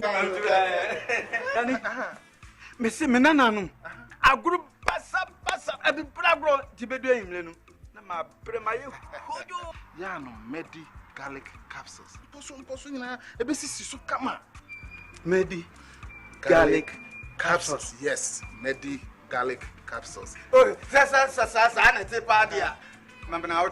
Medimosis garlic capsules improves blood circulation and enhances the body. Suitable for both men and women. Available in pharmacy stores. Contact us on 050-349-4885. Not suitable for children under 12 years, pregnant women and lactating mothers. Medimosis.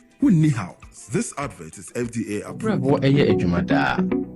Ebwa eyam eduane ebwa eyi insa free ni peduani na ebwa woni pedua ma etena ho yi nanso woni we say niema a yedi na ye no timi ma brebo ye edwumaden sen pote me hunda me brebo ye edwuma pa e bia se mitumi ye bibi me brebo ani and waiting about the left feet from Medimosis Clinic we have our center about herbal food supplement. We see the Dwaboase ama eye juma yi. Na de juma. Fatopa ye ni no anopa ni enwumre na eboa ma obrebo ye juma yi. Sani ebe ya ebetimi anyam aduane awodi esiesi ni peduane mo enyi mo finsi yi. Eno na me brebo kia pa. Kwabena Left Kid or pharmacy, herbal shops, no supermarkets are ebel. A state-of-the-art facility built with your family needs in mind. A medical center positioned for all your fertility problems and other diseases. Medimosis Clinic and Prostate Center. Our goal is to help our patients achieve and maintain optimal health. We have fully functional OPD laboratories in all our branches. Do you have problems urinating? Medimosis is the ultimate solution. Locate Medimosis Clinic and Prostate Center at Adenta Barrier near the traffic light. Ashaman Ajekojo, Kumasi Ahinema Kokobing, and in Accra, Ministries after the Ghana Highways here. Call 0244 068 447. We accept National Health Insurance Card and all other private insurance card. Medimosis Clinic and Herbal Center, your ultimate solution for prostate problems.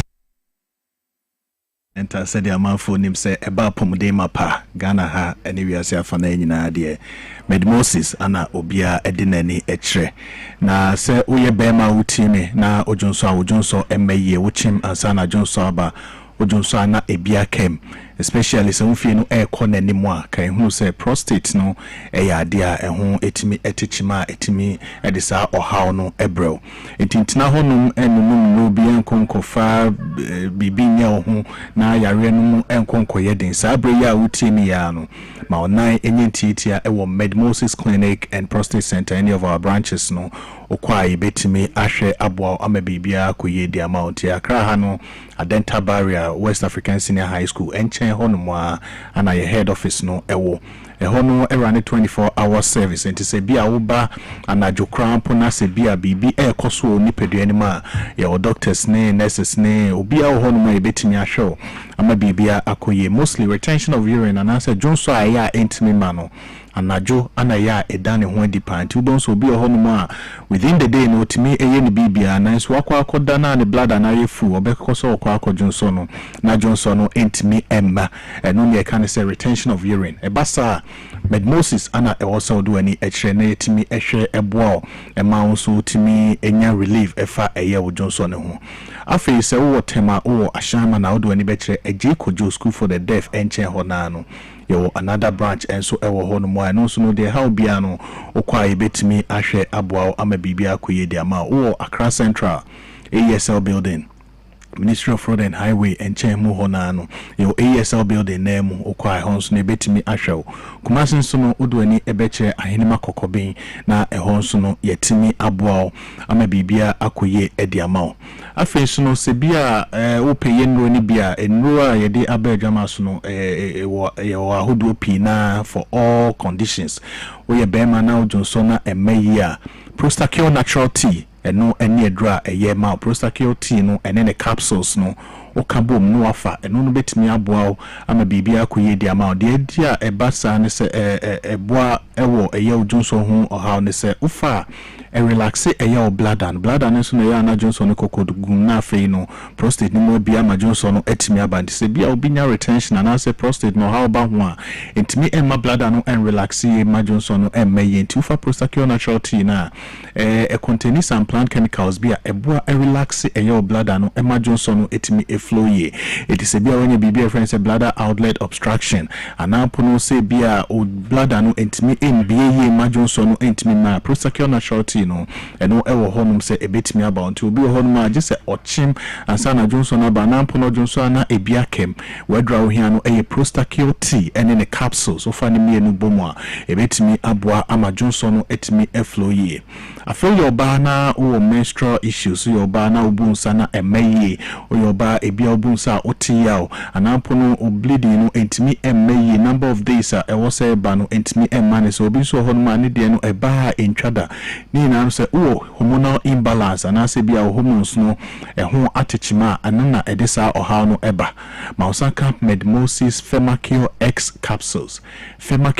capsules and no eye emedra esisi ema eye reproductive health no tisa o your ba na reproductive health no ehun atichima o menses no emeyi dia was say by number of days was say by no intimi emanisa ma osanka Femacure X apart from that nesanso e boost your libido ti say obi your ba na sebi watinka e wo form anampo no e bia untimi satisfy ohukafo ya Mausanka Femakio X capsules nibi eno betimi aboa ama eye libido no etimi improve because it contain plants natural hormones and no betimi aboa ma natural hormones ne wo mu no etimi edijuma obebia wo so many hormones eboa regulate menstruation any ovulation ne awo ho sem no your follicle stimulating hormone your luteinizing hormone progesterone ne estrogen no ni na no eboa regulate o reproductive health no into Mausaka Femakio X capsules na levels na wo se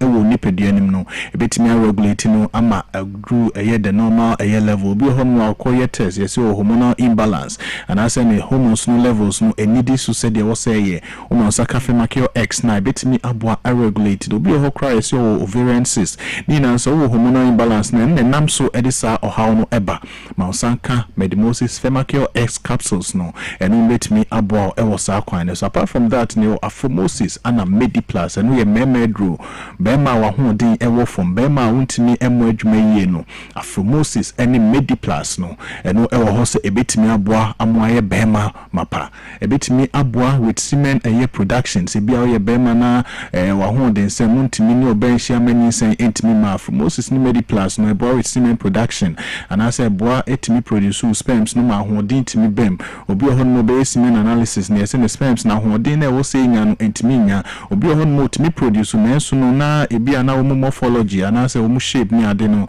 enye se de wo se etimi Mausanka Afromosis ni Mediplus no eno betimi aboa asolve sa ohaw ni na ede afro na ma wo so aye bememu ama bibia etimi akoye ede ama afenso no your Medimosis garlic capsules Medimosis garlic capsules no no eboa with circulation so we will be an acetylcholine nine we will be a bibi kakra no abre we will be a say wa ho den sem entimi enyina so yi ase 10 bia no aso abre we bibi kakra bi no akoma airborne tentem a it means say o blood vessels na ya na pempi no emotions intimuja entimi ne afusane enko ni peduane mu yi o 9 na 10 bia o se na ase acho no ya na muja na entimi enko na enimu yi mostly o 9 no sano ubon se efenfen obi ho mo se hyehye no ne ade ni na no se circulation no entimi enko yi a eno na edisa ohaw no eba Medimosis garlic capsules no eno betimi aboa eyisa ohaw no ede afro na ye garlic no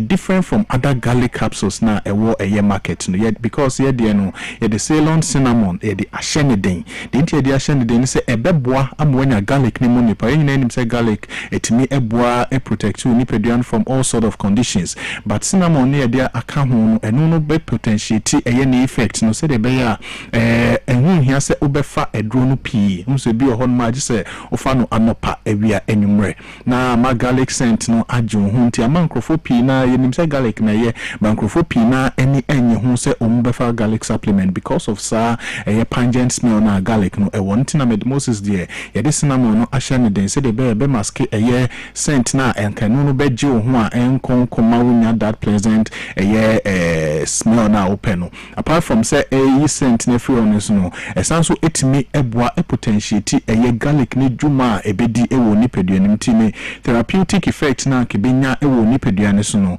because of that combination into eboa ema no etimi adwuma yie pa ewo nipaduanim ama afenso no your Medimosis leaf kid no eboa with metabolism become metabolism onse udi aduane bia liver no na ebehwe asone so ayifin ewom na afi nuane nu na ewom no eno na call bloodstream nim ama nipaduane timenya ahoden ewom obi ho no ma odidi aduane no entimi indigest ye na agina ne so ene ade Medimosis leaf kid no ebeboa with those metabolism no ama bibia etimi akoye afi so the sense support you liver it is a bia wo liver conditions bia culture so hepatitis toxic hepatitis viral hepatitis ne ade na Medimosis leaf kid no ewo ho se ebetimi aboa ama bibia etimi akoye drugstore bia obeko bia no obetimi enya san no nyina bi na odi edi odwuma open Medimosis ekira kwan so obetimi ehu ye head office no ewo Adenta Barrier of Madina do ani kire bria West African Senior High School ni chemu ho na ne branch ba ko ho no ye head office no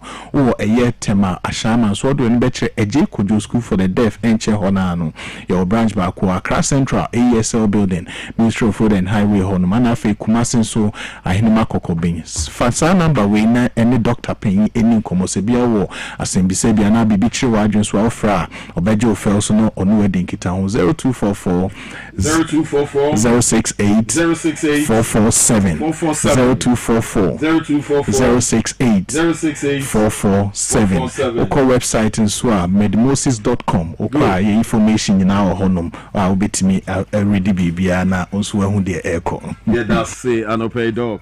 That's it.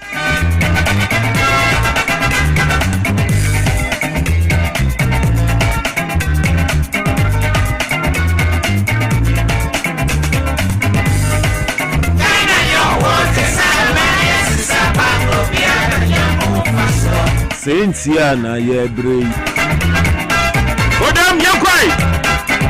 What's up here?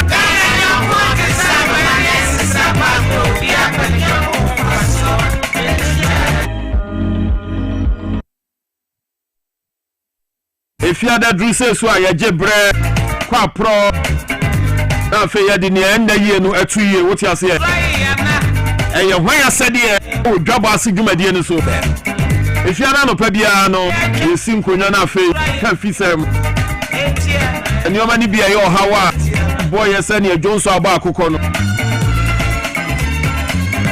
edi hu nkomo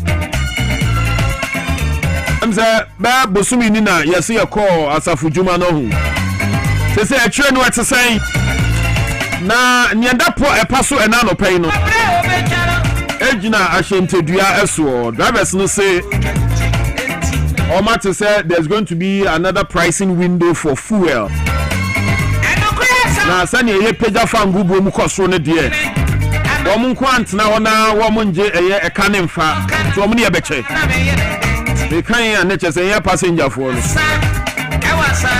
na ansampo na sa gina sie ne baba no ya te say nteniwa should be a unity ewo lorry stations ni bia passenger for ne che say driver for ni bu o mo fa so ne ade enti aye twema mentwe kotie beka ni papa Maxi Mr Maxwell Amankwa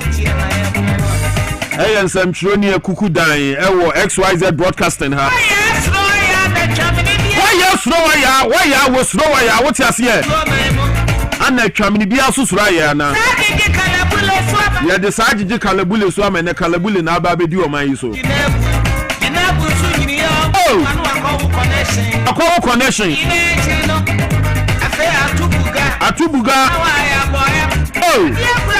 wasum da honi boy yam wo woro ka wade afo abeti wo hwade a wapini ho ami amonesa for don't know me mu ya do party sin o man better ni emre we think we know but we know not. We are drinking in snow to remain hot. We are breaking a bone to prevent clots, and we are writing our notes with no dots. All right, Mr. Maxwell Amankwa ewo Kaneshi Papa Maxi where I said here and I no pay yankwa it's a sign. Don't yami ado me hoye. Very well. Kaneshi na ubutu mebua. Na ena open nkomo no sanimu maye etiefo ne ahwefo aye krado a yetio no me da si ado pay na yantia wona woti power tabri no mo se TBS YZ na ena do pay baba be tie mu o Kaneshi ha no mo etan say kana be bebre wo hono ma wo pa be pa Kaneshi anta na wako na eye Ghana ha no mo na niema bi a enkoso na tempanyifo ankomo na yan si koma na aba beka honomo abewutu ase a enti oye wadwen sa the force obeya na edibibi fokro nso na eba eno nso ntina ama eye tumabufo ni bebre a omaso ema services ewo Ghana hanomo no o ma take advantage ewo saade ne ho wo mo no nso ede eye education government yo wo anasa authority a wo mo ke saade mebie ne so na pebe hunche ama eniema aba abeye basa ajo dede no that government no ena na pebe bia ekotia no ewo eye omailu na adia no sapina se eba na ya nche na ya nka eno ena akreti program e dia mai dey here don onse wo kasa no di kai kan sem bi se enche ya ne eye sanitation day ewo Ghana ha dey tire to say e tire no dada no a eno enka e conversation ni when da no be but yem fe no some sɛ wɔtena ɛyɛ first August ya ɛyɛ national sanitation day meboa Pepa sa pepepe yɛbisa sɛ education bɛn na akɔ so sɛ ɔtena yɛ first Saturday no yɛyɛ biribi side asiesie kurom ama nsukɛseɛ side sa ansa ama abɛwia ama yɛ asambisi no ɛne wɔn a ka ho local government obi amfa ɛyɛ community bi ama abɔnten ɛma yɛhu because wɔhu biribi a ɛyɛ mintini nkyerɛ ɛwɔ ɛyɛ baabi a mihu biribi a good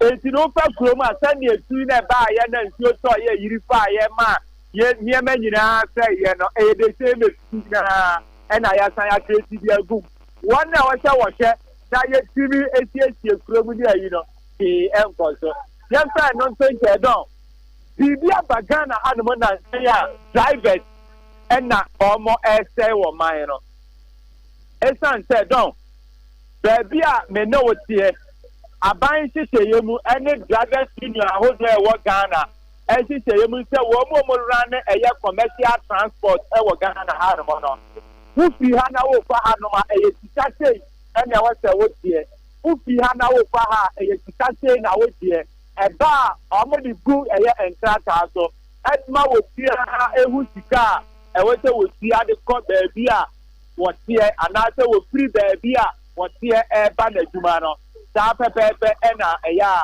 yɛyɛ no ɛwɔ Ghana ha na efisi mmerɛ kakra ni ɛna kakra ni ntie kakra ni a ɛɛbɛ yi no akɔyɛ biribi sɛ seesei saa deɛ no a nhyehyɛeɛ na da hɔ nom sɛ kaa ɛkɔ hanom a wɔde sei kaa ɛkɔ hanom a wɔde sei na wɔde ɛkɔ no seesei no saa deɛ no dɔn eni hɔ biem eni hɔ biem kyerɛ sɛ seesei wokɔ station na sɛ wokɔfa kaa yɛtumi ka to sɛ baabi a wokɔ no sɛ yɛmfa no sɛ yɛgye 5 cedi a seesei yɛteɛ yɛ 7 cedi sɛ yɛ 7 cedis a ɔteɛ yɛ 10 cedis sɛ wofa trɔtrɔ na sɛ wokɔ a etiti ɛyɛ awia 1 o'clock anaasɛ anɔpa na yɛ rush hour no na price no asesa na mebɛduru kanesi anom no akokɔ stations na wɔwɔ wɔ ha no na ɔdim adeɛ baako wɔ mu no sɛ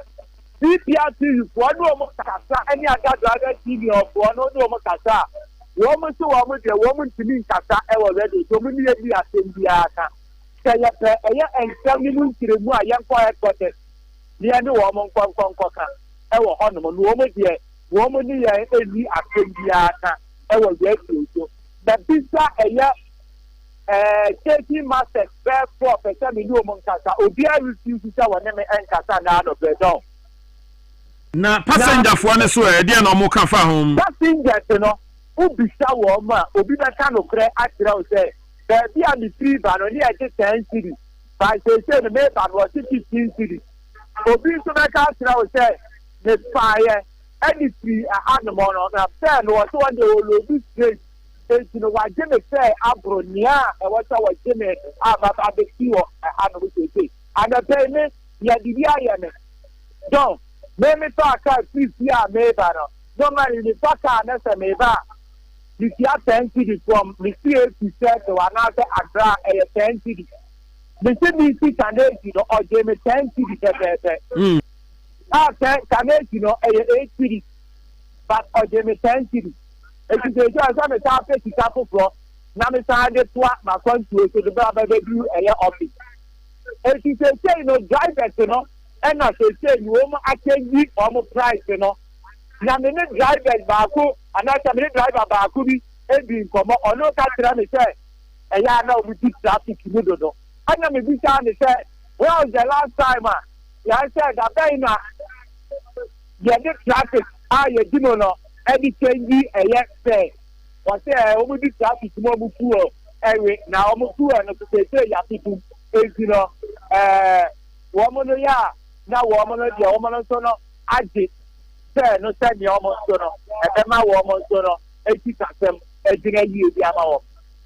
So ɛyɛ mpanyinfoɔ na ɔsɛ ɔmo hyehyɛ nneɛma ɛde ma drivers ɛyɛ drivers no na wɔsɛ wɔn mo ɛhyehyɛ nneɛma ɛde ma ɛyɛ passengers yɛ meka no sɛ wɔatem ase a. Because ɔkɔ transport ministry a woman na wata woman etise eye transport fare e de maye na transport ministry one no if you say see am dey work akaka chama ye kai wo pa price a wo be pre eye corporate affairs manager of transport ministry who yet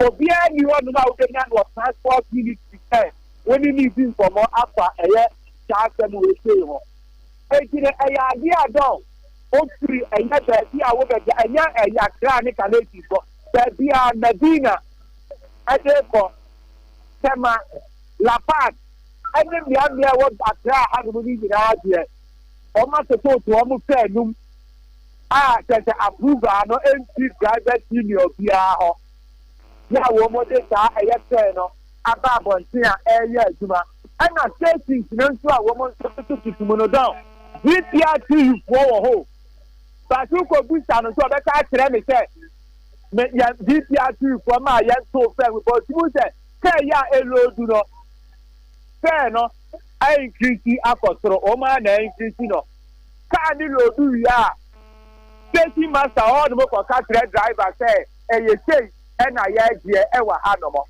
eti no mo se na driver no so aji pa pepepe eti do ye bi ta ke ye when na say dey say obese se sa eye ensem we nyina e photo niam we nyina e photo ye transport system no mu no e tu obecha e bi ama ye no we ni say do nyimra pass ni bi lo du to ante kidi se ya wo ko no e bi pra eye 8 kidi e bi pra ye 10 kidi pa obelo du to ante kidi e wo Ghana anomo wo breko a titi say ye nya independent ebi nti seka olodu abone fe no a e waka olodu e de ko ba bi a wo say olodu ko no eti ye ho na sade e se saade we ya e ko to nyina no don wode ni na besi fom ama ye twa saade no so na ya di ye normal fe na obi atini akoba bi a wo ko enkofo tena ka ma o mo kata pa e chan se ni ya ko no enye abodotaye mo enipa no de bonyo so na wotia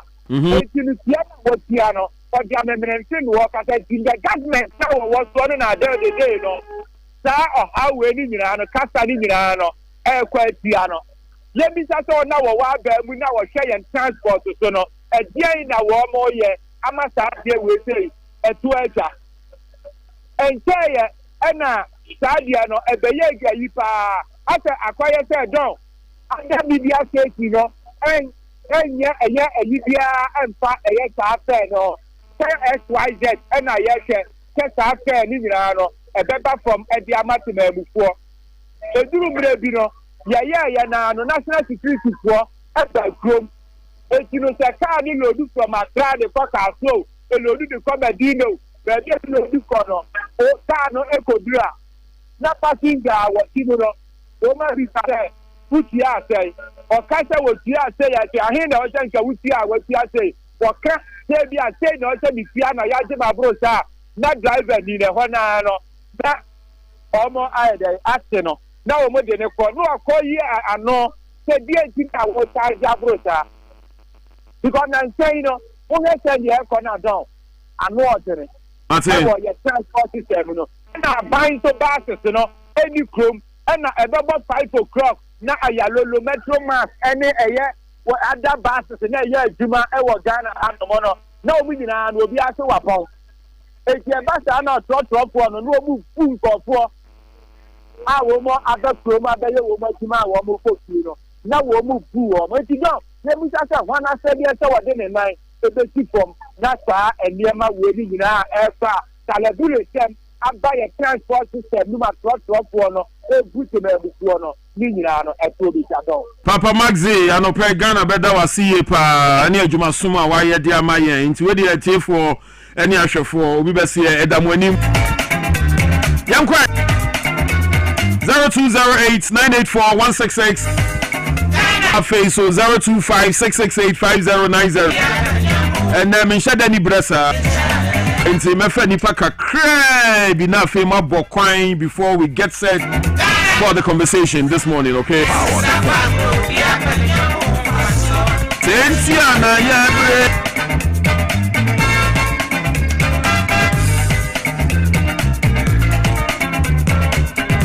I am sorry,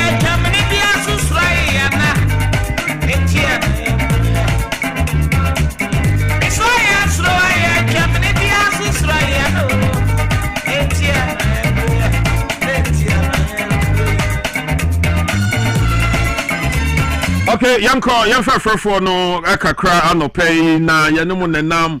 Hello, good morning. Good morning. Right, that's saying. The dog back pen, Pachonia, good, Mammy Tiwe.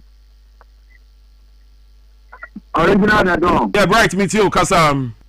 Me Pachonia, that so Name and Kosra and town now on shroud on board by. Papa, you be the honorable chief of staff, the Zebra, Yanko Point, can be over there with the women. Ocean judgment I buy about your mommy. Yes, you see if she has me. Idea, the moving, the show judgment now, where you want to tell me. Because yes, mommy, I am born and our two coin there or concern one yare abba or koya wamba and a dinner. And net waba inside the concern wama it caught I see Yenja Mamino and she bonina judgment about first no. Nay, you need some mamino with the boniana. Your best friend, say, your court judicial.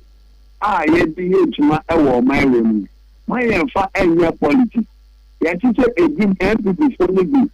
Boy, Excellency John Damani Mama say, Onuna Ayama Lady Mammy Mayflow. Excellency John Damani Mama. On your judgment. Okay, bright, a branding team of Fufunya Binka. Medasepa, Yankoso, Anope. Hello, good morning. Good morning. Yes, sir, Patroining. Good.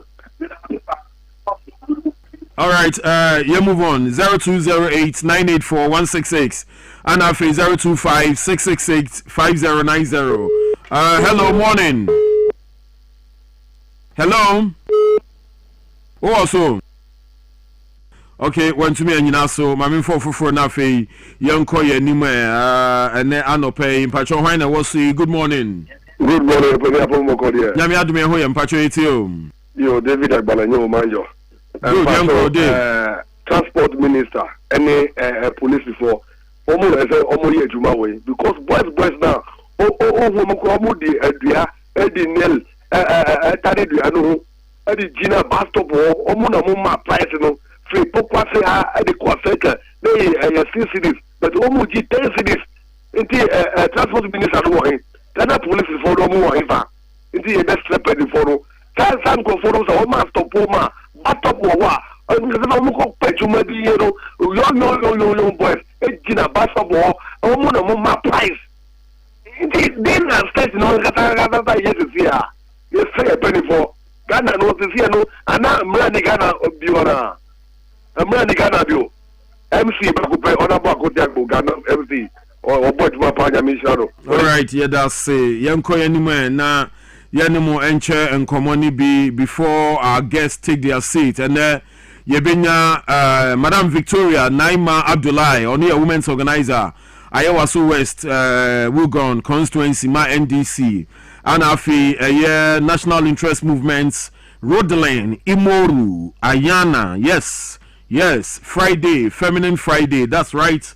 Okay, hello, good morning. Come on, Emilia. Yes, sir, my name?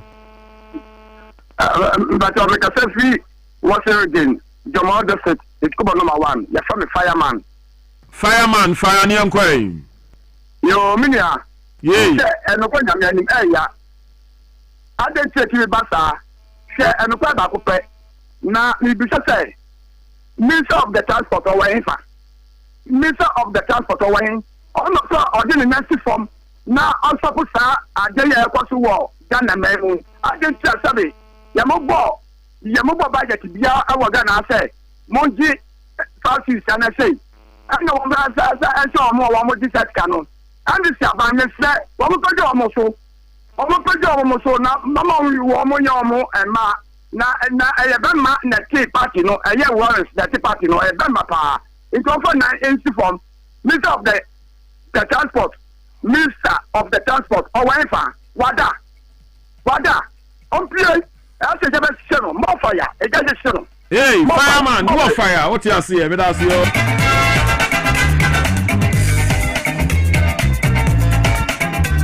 I'm sure asam na da yanimu. On say ya mamra na anya adwuma. Manfo be koso adidi adwene so saa na de akowu mu bade empene. What you see? Yenkoi. Hello, good morning. Good morning, sir. Yes, I'm Pacho Yetio. It's from Ali, because I see the winner. Ali, the winner, I'm Pacho Yetio, that's saying. But you said this, you never for you asked to do a while. Therefore, no charge over to be you do up for Potana. The art know what they are. What I'm going to say, of course, what they're considering, Eddie. Yes, sorry, yes, the car. I think because I have to do a while, we can do over to be the now. Or more be a new bit that worker. Me patch you. Say a shamra, I'm running a because I mean destination be our fair. And into now call our terminals, our the destination board crisis cars and Sonia. The intent said driver need Joe beyond destination fair. Who are right to take him on? Master, some okay. Who call the station? Who would I be out? That's a town. Who could be out? I see. You would clear. Mate Munkafra, answer. That's the more reason why I keep talking about the social living of the people. If the social living is right, I buy no more. But the more amount for you, soon any other no. Nature say I buy no. Oh, no. It is amount for so much more. Because we can't live in a society. Drivers will have their own lorry fares for destinations. Abra destination be also award the prescribed or the required amount to pay. Lorry fare no what you say and the tax force for no more adwuma no more where a matter for the city authorities to pick it up. Yanko, hello, good morning. Good morning. Yes, sir. Why name? Actually, NTO, yeah, that's it. But we say Collegono. Collegono, Kasei. But I'm not saying I can. Yea. One of my friends, circus station, ever Collegono.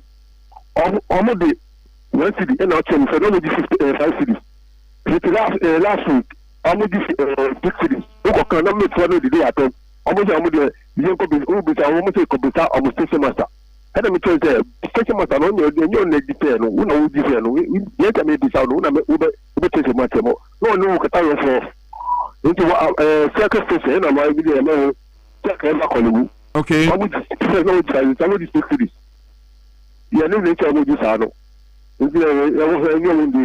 Me patch.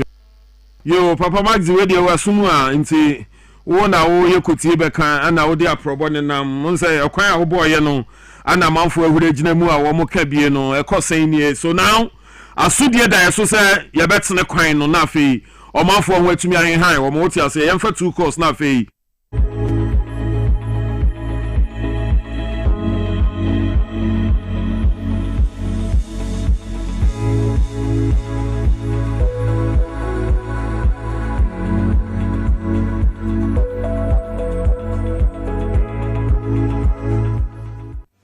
Back and stay safe.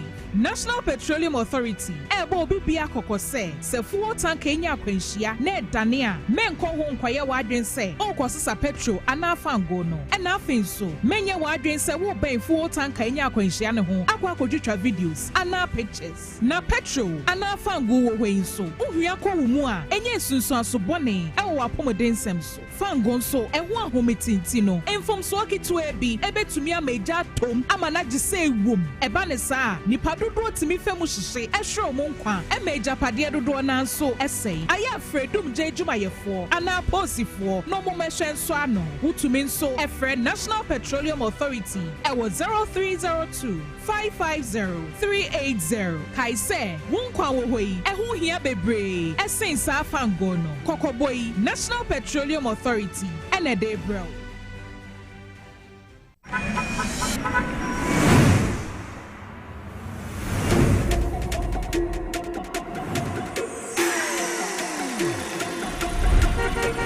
Years ago, MTN arrived in Ghana and everything changed. It's time to celebrate you big time. The MTN at 30 promo is here. Win one of 9 Toyota Land Cruiser Prados and your share of over 10 million Ghana cedis in rewards. Let's be your connection plug in your everyday hustle. Make video calls, browse the internet for business with family and friends. Make that money move and stay ahead. Because every move counts. Ghana, let's celebrate 30 years with the MTN at 30 promo. Connect, use, build points, and win big. Dial *530# or visit my MTN app for more. T's and T's apply.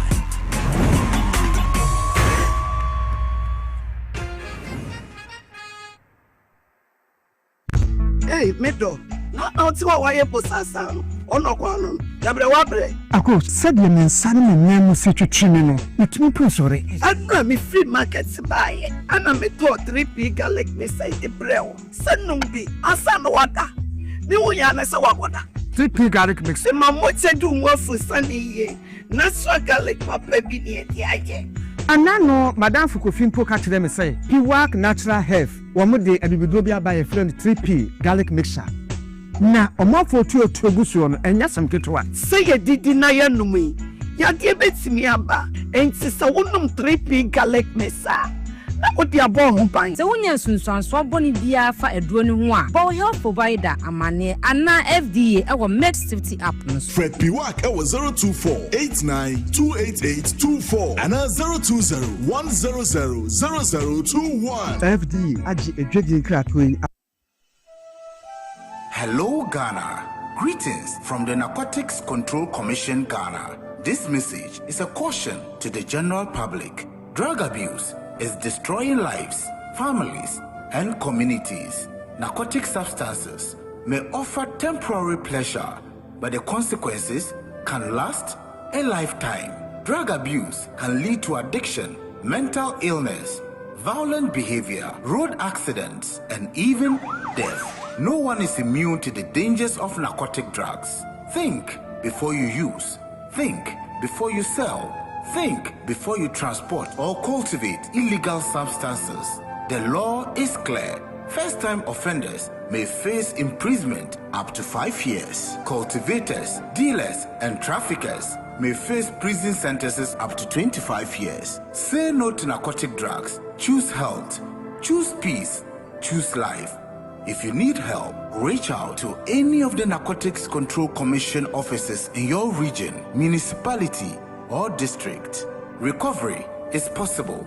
Together, let's build a safe and drug-free Ghana. Stay alert, stay responsible, stay drug-free. This message is brought to you by the Narcotics Control Commission, Ghana.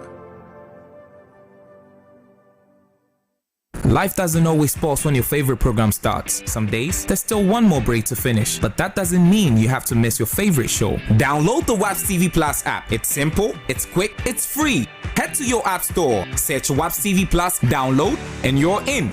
Your favorite programs can move right with you. Different places, different lives, same feeling. Wherever life takes you. It's your TV, your time, your way. Feel it free.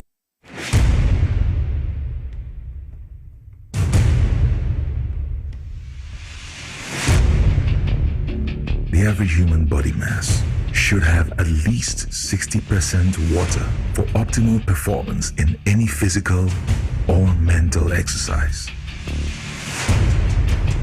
We can help you maintain it naturally.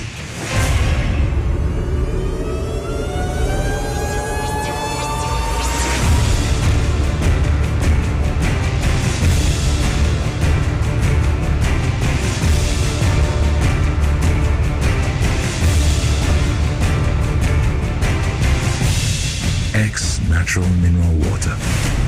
Simply natural. For bulk purchase, call 0596 273 546 or 0596 273 547. This advert is FDA approved.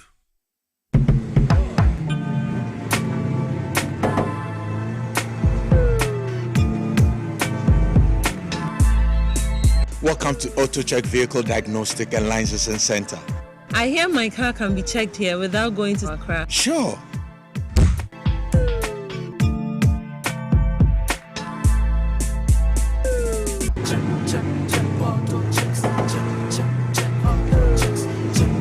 Emission check. Alignment, check. Brakes, check. Visit AutoChecks at Koforidua Aquadrum Road for the roadworthiness of your vehicle, from saloon cars to heavy-duty industrial vehicles. Madam, your car is now ready for the road. Thank you so much. Auto checks, check. AutoChecks, your safety, our priority. Check, auto checks.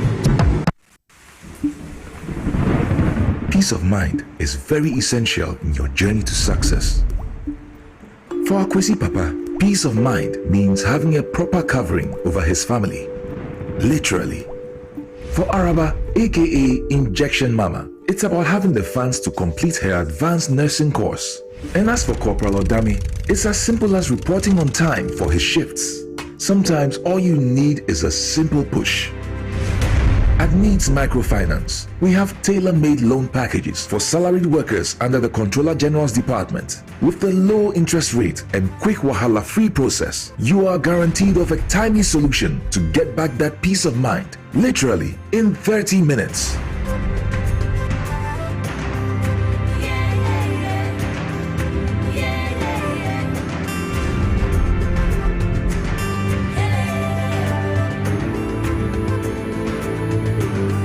Needs Microfinance. Growing with you.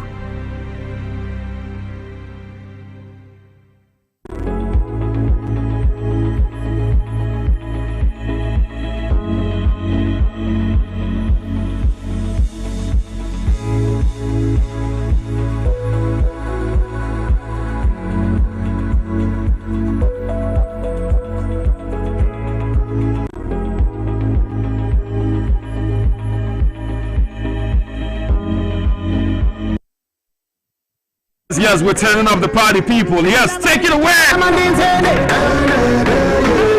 And I'll Solar Clinic say your health is our priority. In the area, the month of August, but you cannot enter the month of August still sick. All unwell, okay? So that's the more reason why Solar Clinic, Many but also suffer from kidney condition, liver, stomach, female fertility condition, irregular menstruation or menstrual pain. Solar energy, solar energy, it's electric energy. You know what I mean? I would say Solar Clinic. Our dedicated team committed to providing quality care to help you achieve better health and well-being. Into no senior Dr. Solomon Apia Kubi. But in the new Gunanam no Sasso Anna was see a Yana Sabia or the Elbuana was saying Yari Ediamaye. Into no Senano Pen was sorry now who had to do off when each home. Now yen to me and wow, your Kukumlimle and Krahania war we obey the Harvard Senior High School. The number near 05539326331. 05539326331. Caring for your health every step of the way. You can as well pray. Solar Clinic all the way. I'm feeling great. I'm feeling great. Time to sunshine in my soul, people. Are you ready? End of the follow. Hey, I see you. Mr. Desmond, you in the building, yeah? Hey, more energy, let's get going. Electric energy. Electric energy. Electric.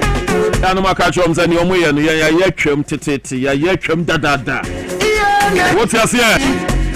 Yes, so that's it. Kulum Ghana Limited, the Araba Banzen Pills Aba. I can't say Ubia or Yatitini and himself drew, and the man Ebishiamuha.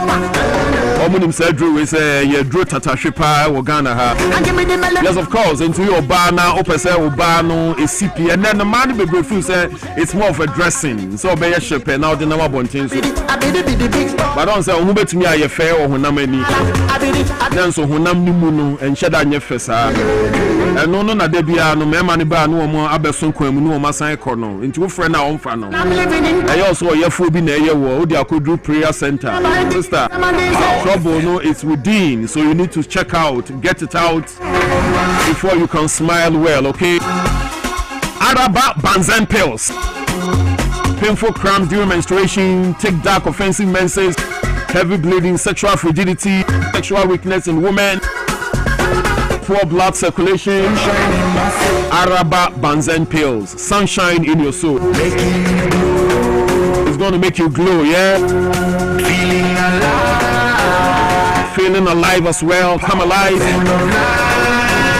Ubenyabi wa Jukat Pharmacy wa Kasua Tigo Office, Pharma Trust wa Kasua, Unicorn Chemist, Ewa Malam, Junction, Osons Chemicals, Ewa Dabraka, Ekus Pharmacy wa Shaiman, Anafi East Legon, Champion Junction, Ewa na Kunu Ghana Limited, Omo Head Office, Nankasano, Ewa, from on 0244 139 176. Na Yamwa. Good morning.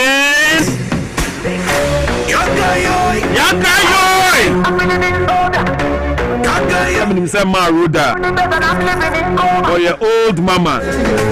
But also your Gen Z. What you see in appearance? Okuta swag. Into what you gave now say. I've got to say. Feeling great. Feeling great. Perfect time to pray. Oh, what a day. I've got to say. I'm feeling great. I'm feeling great. Perfect time to pray. Sunshine in my soul. We're warming up your weekend. We're saying goodbye to the month of July. Coming August. And of course, August is going to be bigger and better than July. Trust me. Electric energy. Electric energy. Electric energy. Electric. Electric energy. Electric energy. Listen here with a dawn. That's right. We think of Ghana first. You are the best. All right. And now, we are closing the chapter on July. Now, and command Dawson, and some subdi be a hopper, but the Bremuno, near Yebinyano, yet the Bremo, a lot of transpired in the month of July. But I know, the biggest conversation in Nano was centered on a year, the constitutional review, the amendments are bano, the Court of Appeal acquitting former Maslog boss as the AG heads to the Supreme Court, and Anafi bit on the wound to me case, and then the apology or the first couple of the land, no, and no, it me diffuse a year Nigel Termina, and Remuno, ya diamano. We talk this, na fe no, ya the Agune, Abua Amo Mino, Enyan in Kanko. So, live in here this morning, a senior member, National Interest Movement. A senior political commentator Okasa Yepa Najunimudo Sebe Dwaboase no ya mudwane kwa ansa ne do beba no ne ahyeda ewuremu ahunu se wo no Okasa eka koma etimi sesan man ene adwene po no wote ase ansa ne do waba so into no we go deep before we bring our panel. That's the more reason why Madam Rodlin Imoro Ayana yedena base ne omra na yemedwen o my Ghana same as Madam Victoria Naime Abdullahi. Your last appearance was super. So me who this week on original TV no Pato Hono. So Pato is a brother. And I'm a guy when I'm no, these ladies, I mean they hit hard until we need them back again. And they say the Mwasa Bahan, only a women's organizer why I was so west to go my NDC. On so about but Madam Rodley na Kwabena saying Yamiadumeyo na muse Yamiadumeyo huye na so dear Munina you are looking Ghanaian papa beautiful Vic na huye Yankupa to me where pa yeda sepa nenra okwa ye ni bi eye de we oh apostle ye no oh me ntimi anko say magi nka mu de ye de mo na mu je gidigidi we ni mi pa no ko timi ko fu oni mo kra so amu so ase. But people are talking about Ajua Safu and the stance she took as a woman. And I'm asking this because you're a woman. Right. How do you see her and the stance she took defying all odds to, I mean, organize this funeral for her dad? Yo, me da say. Mesanso adawasi biom anyway for say the bia mama ya kwenya na etimi ne mo bedi nkita ho efa Ghana ho. Me share near course nra na me say na me nya accept from social media. Good. Na me hwe near course na utumu say Adwa Asafo ni nuanom na omoka no ho.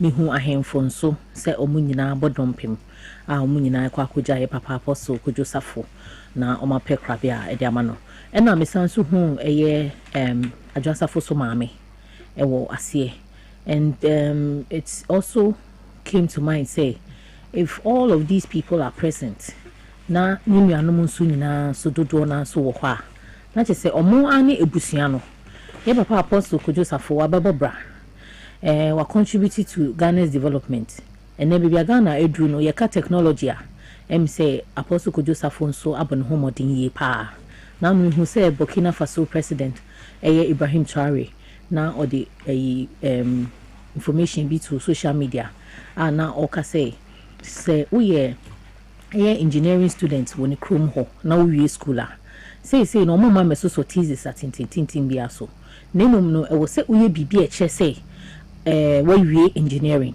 e wo say we manufacturing e wo say we manufacture bibi na ye hu say engineering na we yen wasua e na wadom suko enti no say e papa apostle kujo safo abitimi aba be boa Ghana for dodo na ama omu nsa no adwuma Emma also he's one of the first people omutimi ama Ghana so yitimi nya car good broni enso etimi ayebia na che say oye nipe tutu bia edu emese ya na wo say obi gine mu na enugase bia anye den enkonkoba ni furu nye efune wo say ye twe no ese na abasa e wo say ye man no peaceful place na onkonko everything. I don't know how the legal system no kwan omo fa so a omo yes the injunction ato so and na me nka say me for no so say what defy court ruling na ne minum ne say ne oyeye no wonya echitafo ena na busuafo nso ata na chi ena yaba bedum pempen so a ede edu no tie be say Ghana fo nyina em say wo social media no so a kasa ni bi wo hono ma ense emfata ntwe yi ase Ghana no yemu achemienu ebi gina ni nua be ma na chi akofna ena ebi nso ejina say adwasafo nso echi na on se ne ebi mu sikasa defa oba no ho eni se ne ema na omutimi ekasatia no em say e wo say esusu kasa no na ye share the real issues na e wo hono na yetimi de yempa botai busanichi se ne be a ombe krabia e de ama papa Madam Rodlen o team legal and I say way but who are joy to park action is saying me no be a team mo thank you no team Ghana that's it and as it stands right now no me contribution is very small e be kitwe because obi busi ansem de yen kan tenten what I say because e busi ansem yeni hobby papa no ono ne ma ena won etina ye obi anim asema na ewo ebusuan mu a you know won can or they had agreed on ansa na nsem we nyina ba say wo se wo tietie nkrofo asema obi a wo ne chafa baby on ogina right and you know some people would be for Ajwa, some people would be for Akofna men shada and follow because it's not of interest to me. It's not of interest to me. Obi busi asem de. Let's face it, sikani ehuni wu a obi anka na asem. Sikani wu dia there every time asem wo ho a ye ka. What you say? But enne a ye te he enisa nka nkwala, you know, family enisa tutoye enne wentwi eba yentem say yeshri ye nipa bia. You understand? Apostle Kojosafo or your nipa teach you. This is not a small person. I was say you didn't about chacha and all that.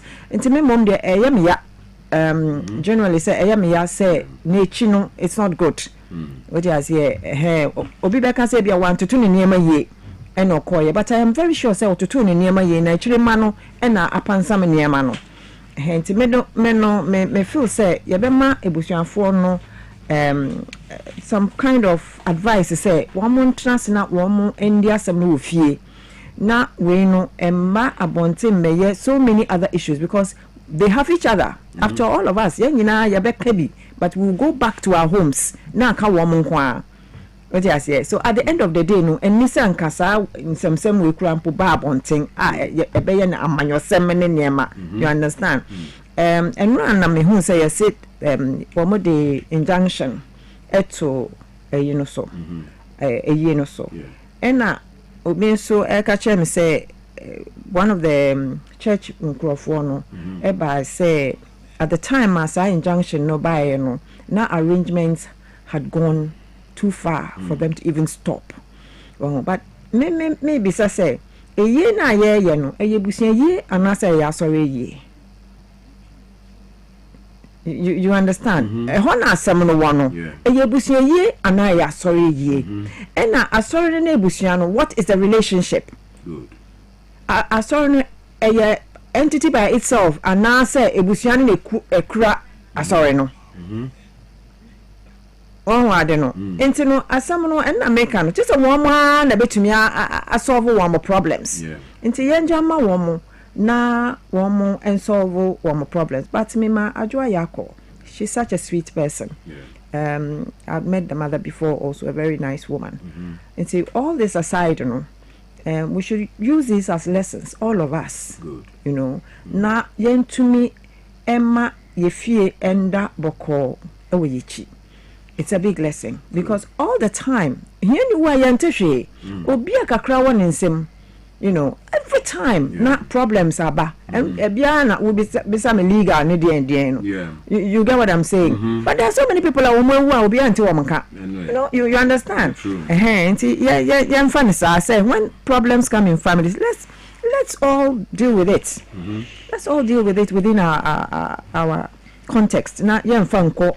Emma obia obi kura wonnim obusia no ka yes now one more can in sama enim you know and this era of social media it goes viral by the time I will be can say no yesterday for instance there was na me kind AEB obi comments I think one of those no obi say the way the lawyer or Dwaboase lawyer is talking looks like a confuna your papa neba is that your business? Is that your business? You see, that's not your business. You understand? But then somebody will pick it up. Na echo. But whatever it is, you know, I wish them the best. I hope that the family will settle. Very well. Okay, so on our page 3 of the Ghanaian Times, I'll say Court of Appeal acquits former Maslog boss, but AG heads to the Supreme Court. A bit of a read says the Court of Appeal in Accra yesterday acquitted and discharged Miss Sedina Tamaklo Ationu, the former chief executive officer of Maslog, setting aside her 10-year conviction by the High Court in April 2024.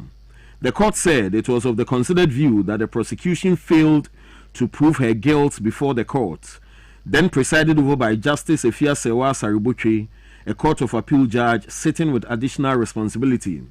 Mrs. Tamaklo Ationu was extradited to Ghana in June by the United States, where she sought refuge after obtaining permit from the court to travel abroad for medical treatment. By this decision of the Court of Appeal, Mrs. Tamaklo Ationu, 54, a pharmacist, cannot be tried on the same charge of corruption, conspiracy to steal, stealing and causing financial loss to the state in any court in Ghana. On April 16, 2024, Ms. Tamaklo Ationu was sentenced in absentia, causing financial loss of 90 million Ghana cedis to the state. On the 7th of January, the appellant was arrested and detained at the Nevada Detention Center in the U.S. before she was extradited to Ghana. Her co-accused and head of operations at Maslog, Daniel Axim, was handed a 5-year jail term. So the long and short of it all is she filed an appeal. The appeal was heard. She's been acquitted. The AG says no. She'll head back to the Supreme Court to press further charges. This is where we've gotten to. Vic, she's a member of your party. The opposition even came out with a statement early days on, say, near Moya no, Omani Shemo, but Munka Unu say, Emre Yeninka so. Yama Miss Sedina Tamaklo, now or a former Maslog CEO between the year 2013 and 2017. Good. Now, Emra Odini Jumedi Berry, 2019 about Dano.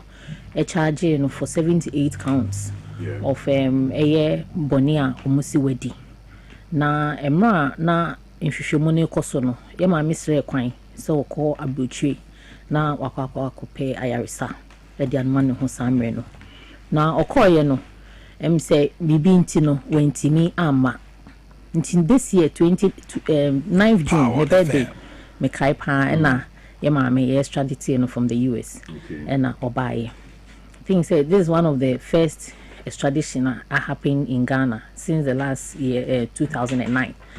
Na ye maame bae na omode ne kotri eye emranim eye omode ne ko prison in Sawom. Okay. Na ne lawyers nso say ne sadia ombe appeal na omahwehwehwehwe nsema ma ye ma no sentence 10 years sentence no.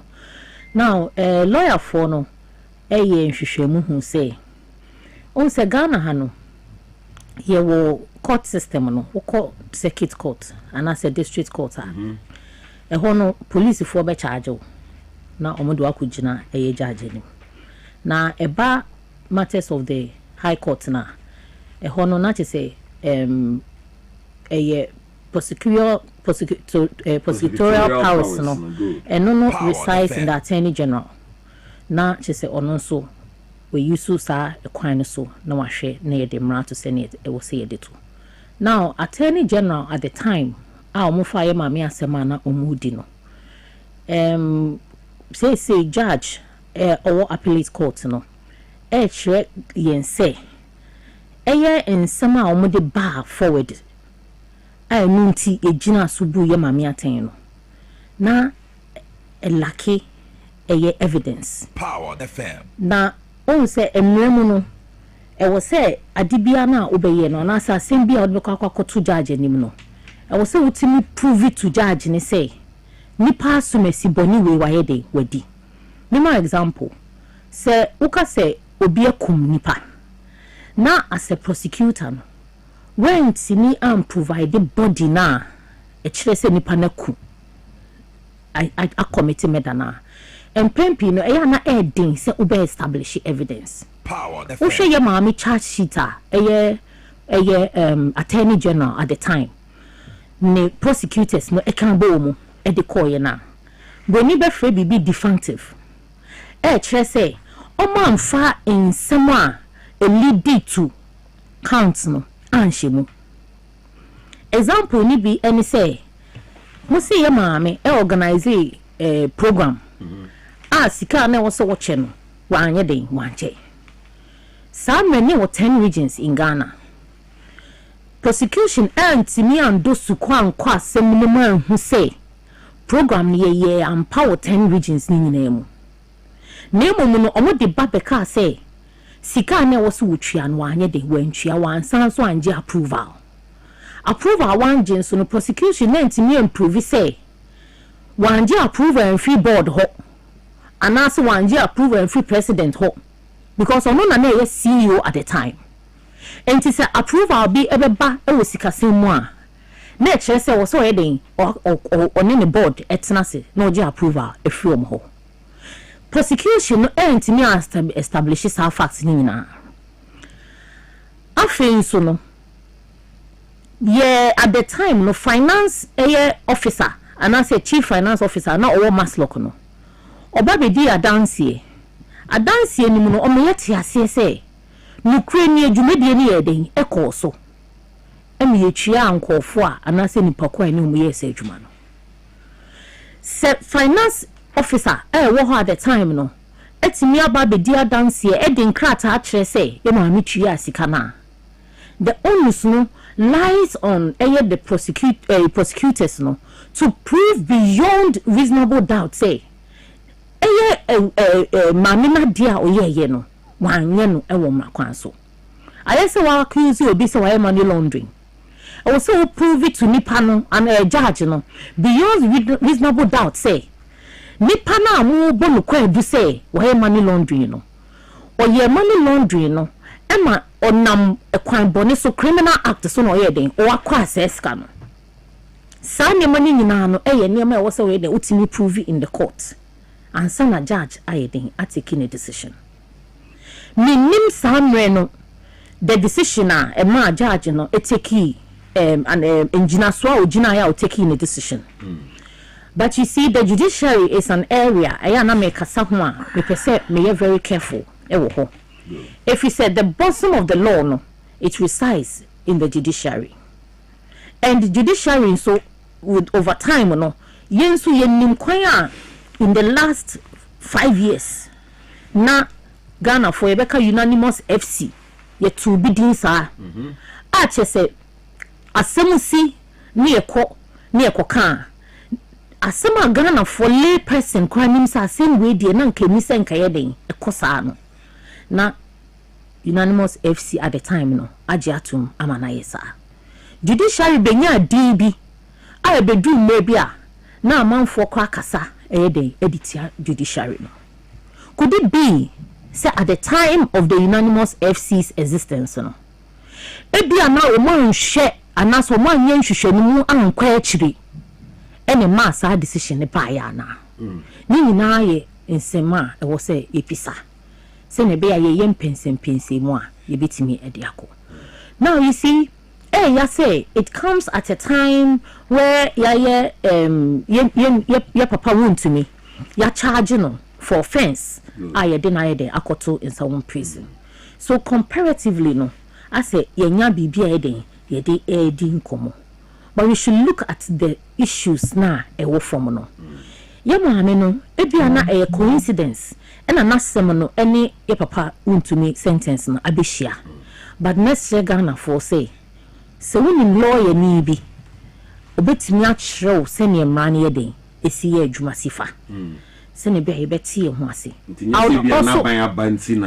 you see, you're rather unfortunate. Say not buying hiding and but say not buying so buy and so and extraditing any number. You know the implication of extradition. But also before I even know about that word was already in public. So I buy it the neighbor bar or the neighbor bar and I appeal. I'm appeal no you be giant we Geneva San Koyesu or Quack file at the Supreme Court, but Nina no obeying freedom and I said the amount for boy, you know, and one and that's how quite also not a speculation. Yes, speculation. Say speculation, that's how Bemudia. And then not to say Nikwanswano. You understand? Because this government that I know, His Excellency John Dramani Mahama, the government, no, a government out tipa. He won't do anything to jeopardize his leadership. In the back of Ura, now Mujina so the buy, you know, amount for say defeat Ura and the crowd. And I make one of your own. He's been accused now. My dear, say ya question ya call appellate court. Me a shame who say, ruling na ya debay no ruling no was not done in a way, and I say it wasn't fair. That's the same appellate court needs me then amano opportunity say onko na ya yenhwehwemu who say niema ye kafa no no enye saa na eden etie me di kan kire mu say insem ana say nyina so a yegina so a ye de ma ye ma me kodem no saa nsem no ana say nyina so no elaki the evidence ana say elaki the proof I be ma judge ni bia be den e be gi atum enti no e mesre say court akasa the judges have spoken and they have much over 94-page judgments. And I'm sure say as time goes on the prosecutors would also come to the public to explain further. Fantastic. Mami now was named Koma Rodland because the MPP describes it as a travesty of justice and a further evidence of a politicized justice system. Ma Rodland, that's how the opposition describe this ruling. Politicized justice system. It takes a fluke to spot a fluke. You know, it's interesting. Say, said in am case, no, Abanesa. Power. So what's your case na? My kind judgment, you know. Thank you. At least what I could read.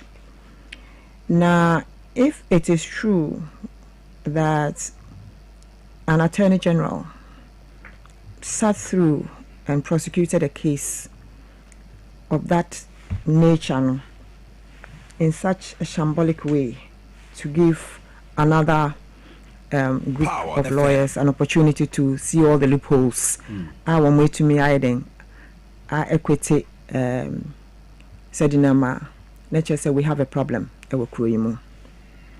na asama mpesa me kan sana ma kan sam ne say Daniel Axim the lawyers one and petition na one and share and revisiting the judgment, you know, so that probably he doesn't, maybe he didn't suffer, you know, a wronged conviction. Power FM. You know, Sadinam, my jail no 10 years, and from all the NMIA kind of na acquire say she had to prove her innocence. But yeah, we in him say it's you are innocent until proven guilty. Yeah. But in this case, when we feel say you are guilty, you have to prove your innocence, which for me, you know, was not the right way to go. When Samitier MPP for na one more car in some to say senior NDC na jailu be and I say saying and maybe someone say so what was the duty of the courts? You know, we have to, I will say you're very careful, and understand that the judiciary, no, it's an autonomous body by itself. Nobody is forcing anybody.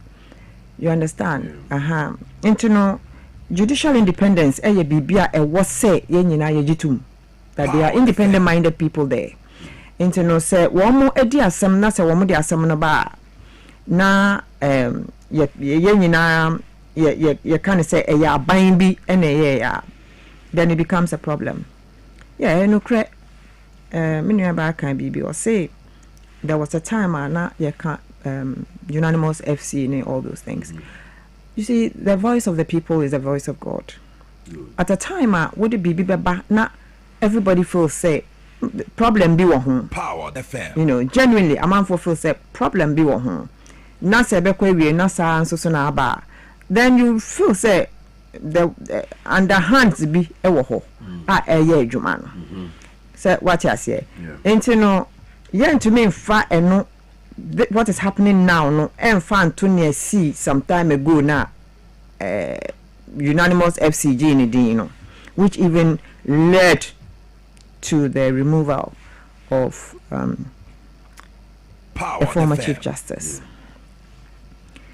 May feel say due diligence was not followed by Mr. Godfrey Odame when or prosecutee Maslock CEO, former Maslock CEO Sedinam Atieno.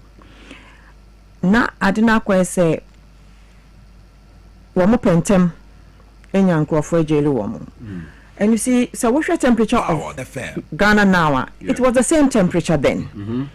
Obia per se ye jail obi because Obia feel say oh and this now more so no we discard until was say ye jail womo. Just like near ACCC. Oh, near ACCC ye nyina ye te ha ye ka no. Obia feel say oral is slow and oh womo ye slow one yenchi womo tum. Oh. But I'm say and this is first answer. So they are taking their time. So that cases na womo ebe jail nkrofo no Ochine no obi nko first case no nko appeal na nkonya this kind of results. So it is telling us something. Say lessons have been learnt and this is your answer. One more take one more time. But in that particular aspect, you know, you say and PP buyer in Tamara, look at the people who went to jail. Bafu Boni, Osman. So quick. Not just a woman. I am very sure. Say and then your son of a woman docket. So no woman near no yakanya. Abia we will also see some miscarriage of justice. Okay. What do I say? But at that time, the will of the people and no mudichi no muko jili woman. What do I say? And to say no, me feel say judge no on yen from Sobia. Okay. The judge has not erred. Or the judges, there were about 3 of them, yeah? They've not erred. What was before them, no, now, Moshe Moi, Wamodi Asamono. I don't know, so evidence. It is evidence based. Woman will say this is the situation, that's how it's supposed to be. Now, I'm into political science, no, bro, for being and say it's not good for the optics. It's the optics that people are talking about. That's it, yeah. You understand? It's the optics. I was just discussing that with my driver this morning. You see, it's the optics, you know. And political propaganda is such a very strong tool. I just said, so optics, 100 a year, it can destroy a good thing. And see, the whole thing is, oh, Machi and Nipa want to remember the Nakotumina and you are still investigating our people. Namomo dear, you know. But any NDC, any, you know. It's a court. Yeah. Which I say, yeah, this in you know, and I want to make case different from Sadinam case. Yeah. So you cannot look at the two as the same. What do I say? Want to me, dear, no, from what I've read, what the license, what they are called be, Sani Pano Aquaye Jumabi, you were not supposed to do that. Finito. Bueno, you say, what was the financial loss? Why the money laundering? Why you say? And a judges and say, I should show my financial loss, money laundering. Maybe, just maybe, let's assume for all intents and purposes, say, bad prosecution is what caused this. Right. Let's assume, say, but this is courts. It is what you say and the evidence that you provide. And the Bema judgment, Abba. What am I say? So let us assume, say, okay, Nyamomu MPP for Kanina, ebum. Ebum, but mo case now, mo de koye no. One kodini ye. Intino, one month so abaden. They have defended whatever she did, no, and she's gone free. That's it. That is the court. That is it. Yako camera. Yako camera. Emrani ekano and yes, I will not. Until I will say evidence in India, and then we must also understand it's at the discretion of the judges. So you know when certain things don't come out. Don't know any po. Judge no so any pa. Judge no so tigana ha. Judge no be near air koso and memina. All of them see it. They also here. They are not foreigners. What yes, yeah. And for me, I think that this is a learning point for us, all of us, and it's a learning point for our Attorney General that in prosecuting everybody, I was say you're making sure said due diligence is applied, and that the person should not come back tomorrow and say that you did not do this, and therefore I'm going to appeal and get myself out. But yes, yeah. Okay. And see that is what I think. But very well. For now, I would just say that, Kutadinam, I wish you all the best. I hope that you put all this behind you. Very well. Pamcho, yet to also now, I had the center spread of the same Ghanaian Times. So say, government backs 5-year presidential term. The government has accepted the recommendation of the Constitutional Review Committee to extend the term of the president's office from 4 to 5 years, with the tenure of parliament adjusted accordingly. The Attorney General and Minister of Justice, Dr. Dominica Kurutinga Ayene, said the move was aimed at providing administrations with more time to plan, implement, and assess policies. Under the current 4-year cycle, the early months of every administration are consumed by transition, and the final year is lost to elections. A 5-year term provides a more realistic time frame for policy formulation, implementation, and assessment. Other areas they looked at were the age limits at which one can contest to be a president, almost slashed it down from 40 to 35 years. DCs will also be elected. Regarding Parliament, he said Parliament will be capped at 300 members with an additional 24 seats created through proportional representation for women, persons with disabilities, and the youth. Now, we cannot dwell on all aspects of the report, but these few, you know, you bet me at Jebrena, ya di hun komonia, how it goes, because an opinion, Dr. Jonathan Asantiotre, an engineer Monkote, Edin Komonomu, in our presidential term extension, they don't subscribe to it because even bigger democracies like the US are using free Omono still maintains their 4-year term. Why do we want 5? Vic, my more 10 minutes to assess the review. Say it's. I think this week was a week of the judiciary. They've done a lot in the past week, and I think a lot of it is also in the best interest of Ghanaians. Thank you. Now, with the 5-year term, I agree. I support it fully because we share political parties in Ghana. Yeah, campaigner. The first year, and I say as we speak, NDC is going for internal elections. At this point, I running internal elections. No, we should also bear in mind, say, we have people that are also overseeing government activities whilst participating in the internal elections of the party. You see, when we have that divided attention, it puts a heavy load on the government machinery. And then at some point, we tend to lack certain competencies or people that will fill in the gap. Enka mimpomi nyaye mpanka court at a point no omoma political party no only different cry from the government. We should have a constitutional amendment for that, so that when the political party is in power, the government is in power, we have a constitution that mandates the government to operate on its own, so the political party can also function. But the government the human resource need free the political party, no? It does, but like I said, this is an NDCI reform. Yeah, the yaba say upeso contest here. It will say within 6 months you resign. Yeah. You see, it will reason here. Party need this answer na ide. Apa. Senebeya, you can focus on, if you decide to contest as a political party aspirant. Ubetimi focusing on government business. If you want to also be part of the political party, you focus fully on the political party activities.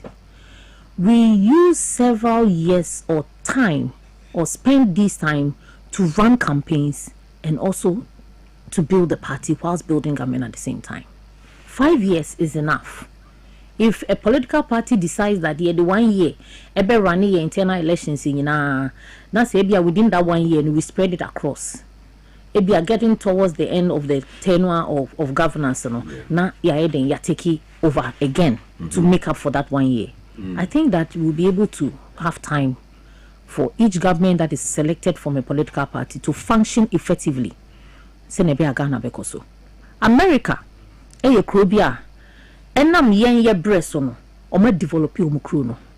America has a system that works. In America, social security number,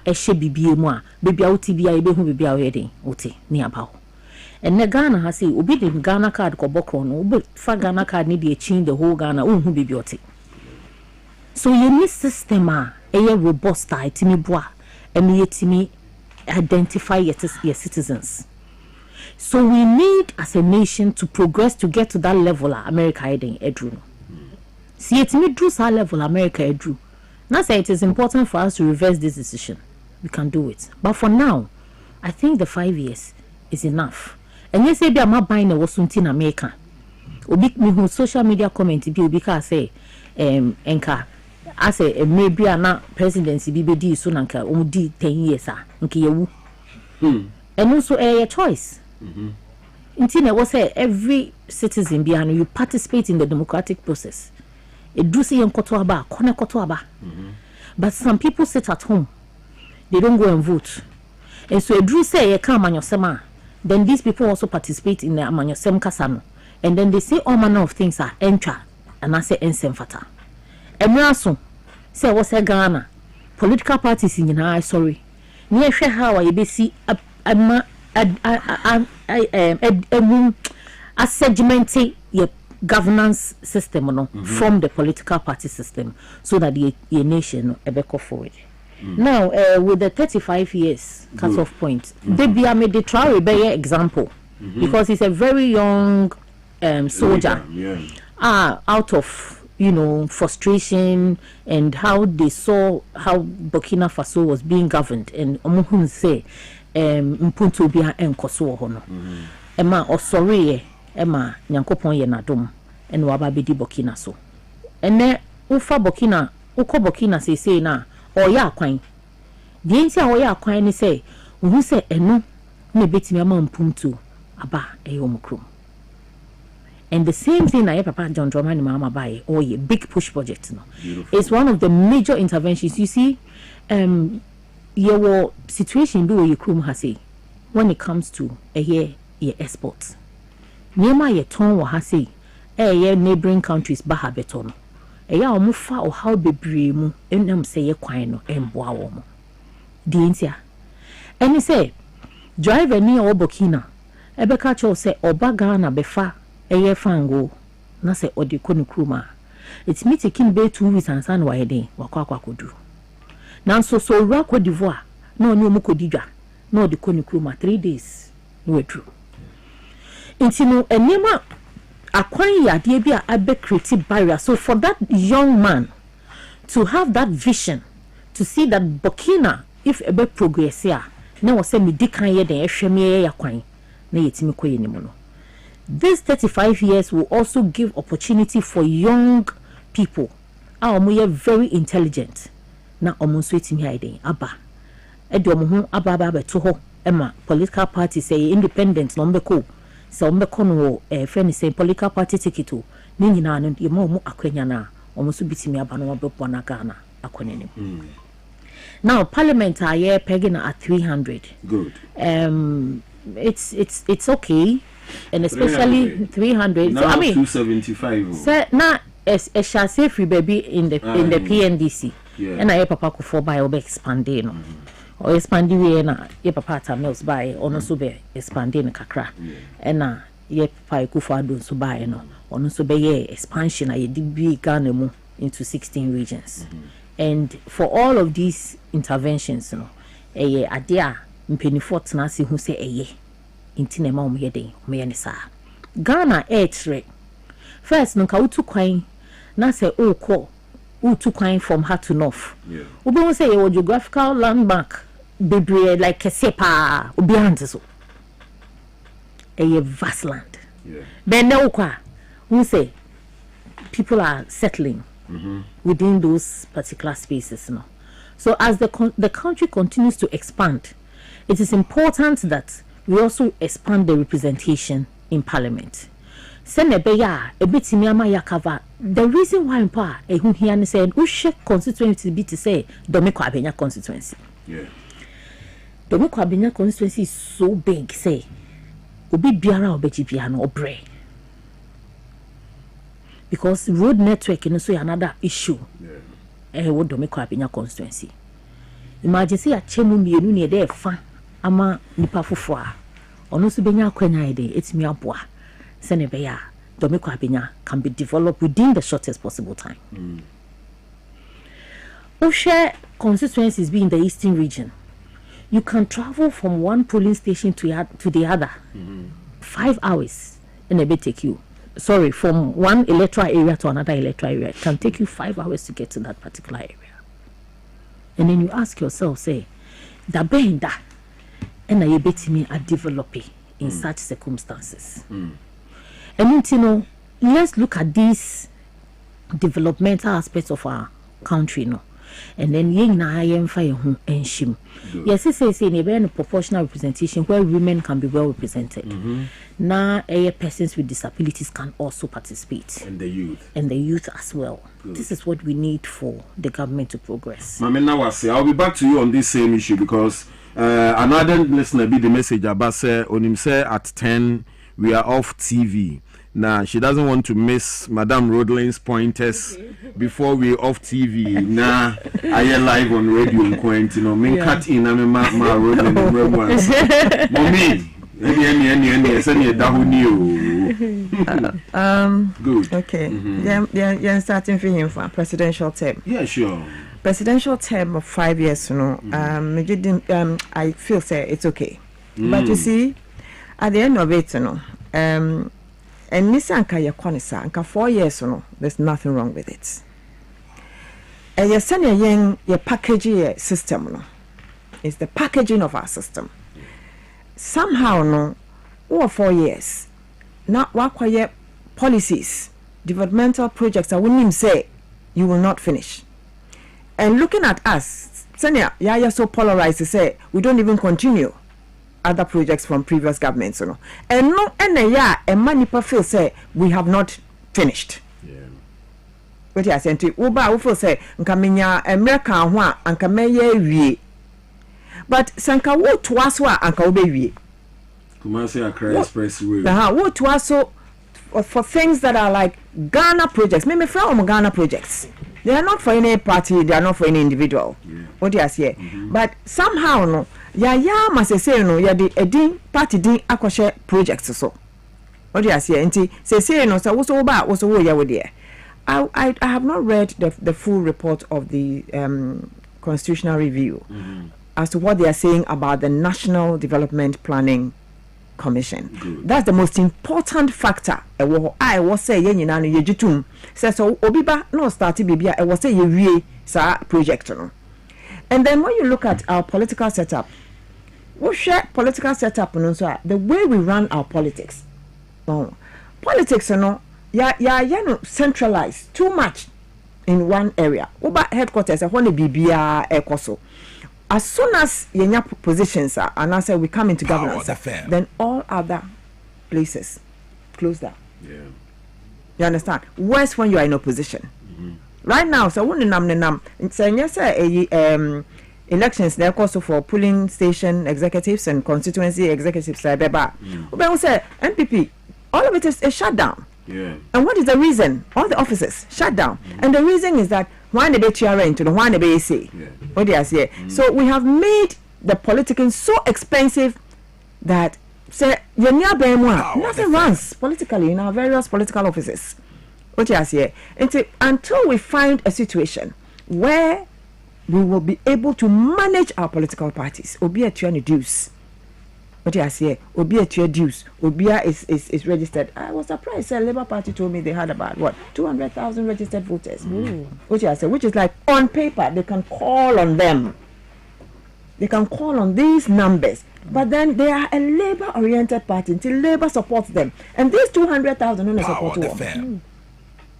These 200,000 women support them, but we are looking for the big wigs. One more to me, and that is where the corruption comes in. Because at the end of the day, you have to build up some contractor, to be able to fund a political party, and that contractor will make it demands. That contractor will do shoddy work, and you cannot even punish that contractor. So these are the things that somehow, a max 4 years, looking so short. But if we were to go by the rules, say me buy maybe yes, strictly by the National Development Plan,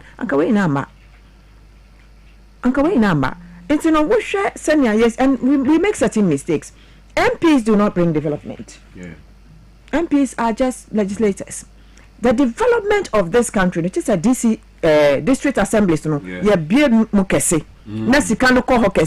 the people living with the people. Oh, so leaders those people are looking for, whether their toilets not being there, whether they are not there. So we must be able to encourage them and empower the district chief executives, municipal chief executives to at least also be on their own. What you say?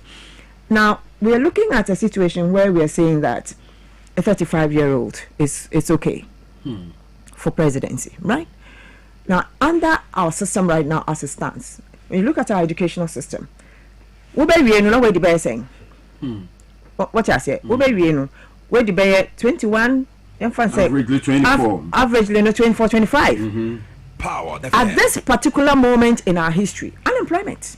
Yeah. Even Nipana Obefawe Jumano is looking for experience. How much more a country?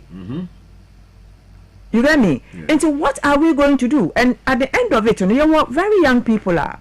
Resourceful. But resourceful is that equivalent to being able to manage a country?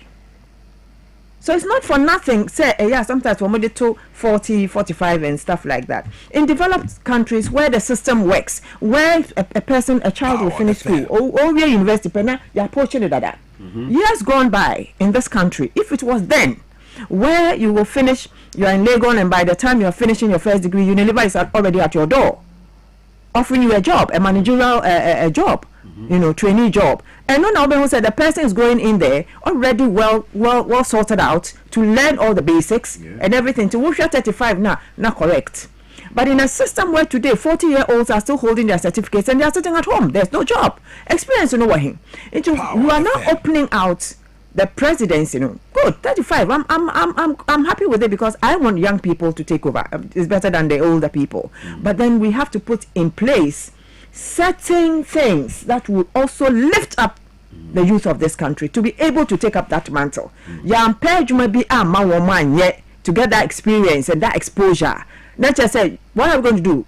Forgive me to say, but it's going to be drug addicts. Drug dealers, scammers. who are having the money now, who will be supporting such people. And today you hear, I don't want to call things, but you hear some people, this person can be president. Then you look at the person, really? Just because a person has a movement or a point,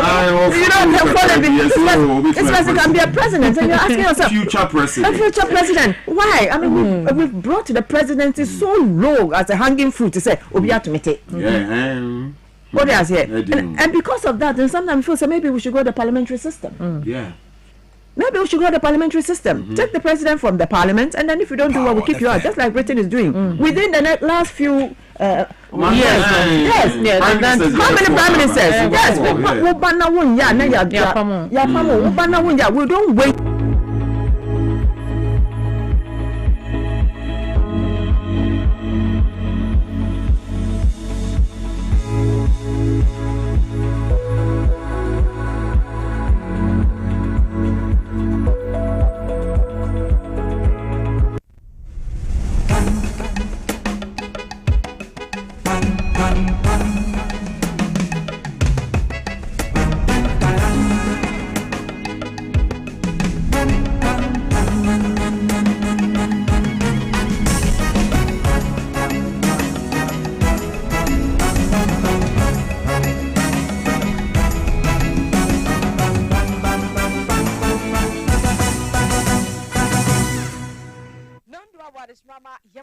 Mama Kwabena Prah double J brass small boy abuano si medu no mu intermediate de sombo se no ndube mo kasebo na ensemi nyina no yenka wo sefri studio se wo 37 abebese street to su ha wo be hwe wo TV ne so na aye TV XYZ Facebook e live ho nti de achi na afi wadwe nche fa ka ho na mo me enkomodi enye kama pansemo anopei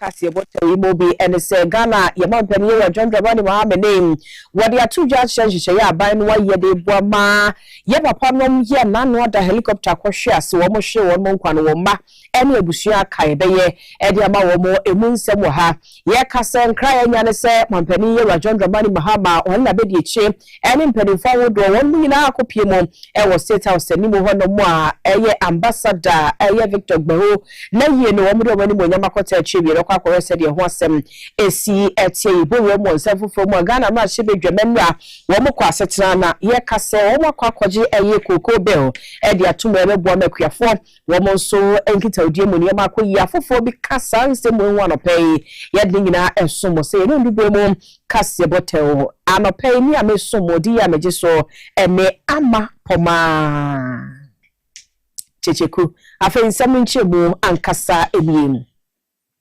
Yadaka ya August bosomo wo fiempino eme aduonum ne da na etoso nsia ne etia wo sem se yemhye bia no ya Ghana asrafo dia ye de amamu mpanifo ahodo bi ne asrafo ekopie mu oboase mfifi mantemo anasa santimantemo akwakodi dwumaso bi ko wi akira kotiato enam so me emu enwotwe de wo mu nyina kana na wo beti na no mo nsie do ekoba ne saa ye wo maye kese ema aban ne hyebo se ema ya wo mafiri saade sha wo mahwe wo nkwa mu ababia no aban ne ye hyehyɛ package kese pa wo de beboa ama wo masetenam yedie honsem etumi akọ enka na enu aga ne mampani ye John Dramani Mohammed wagina simpie ni apaso ama saa hyehyɛ ye ne wo moye no wagebre ya wabiebie so e de emu nhwemu nyina to dwa kyerɛ aban ne hyehyɛ ye ya wo de agu akwan mu se wo de boa ama eye comprehensive support package a wo de ato ama abusua no etumi awemu edie na emu bi eyese ye de Ghana esi de million bako e de eto wo ye trust fund a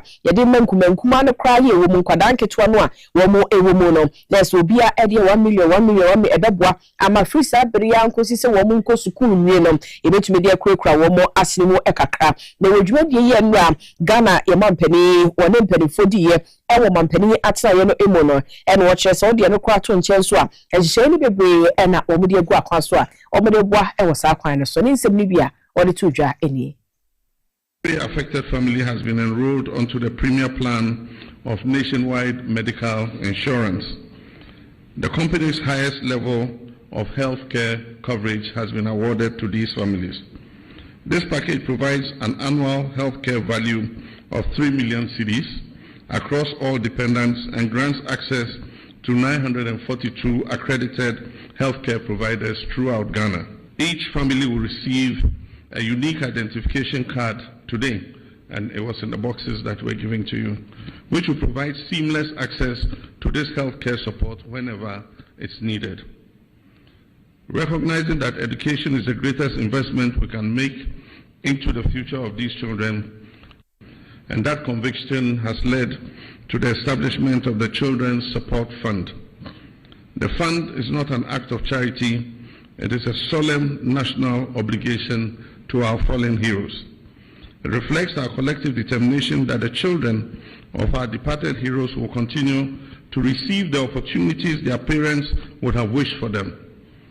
I'm pleased to report that 13 professionally managed trust accounts have been established at Stanbic Bank for the benefit of the minor children, and government has deposited 1 million cedis each into each of these trust accounts.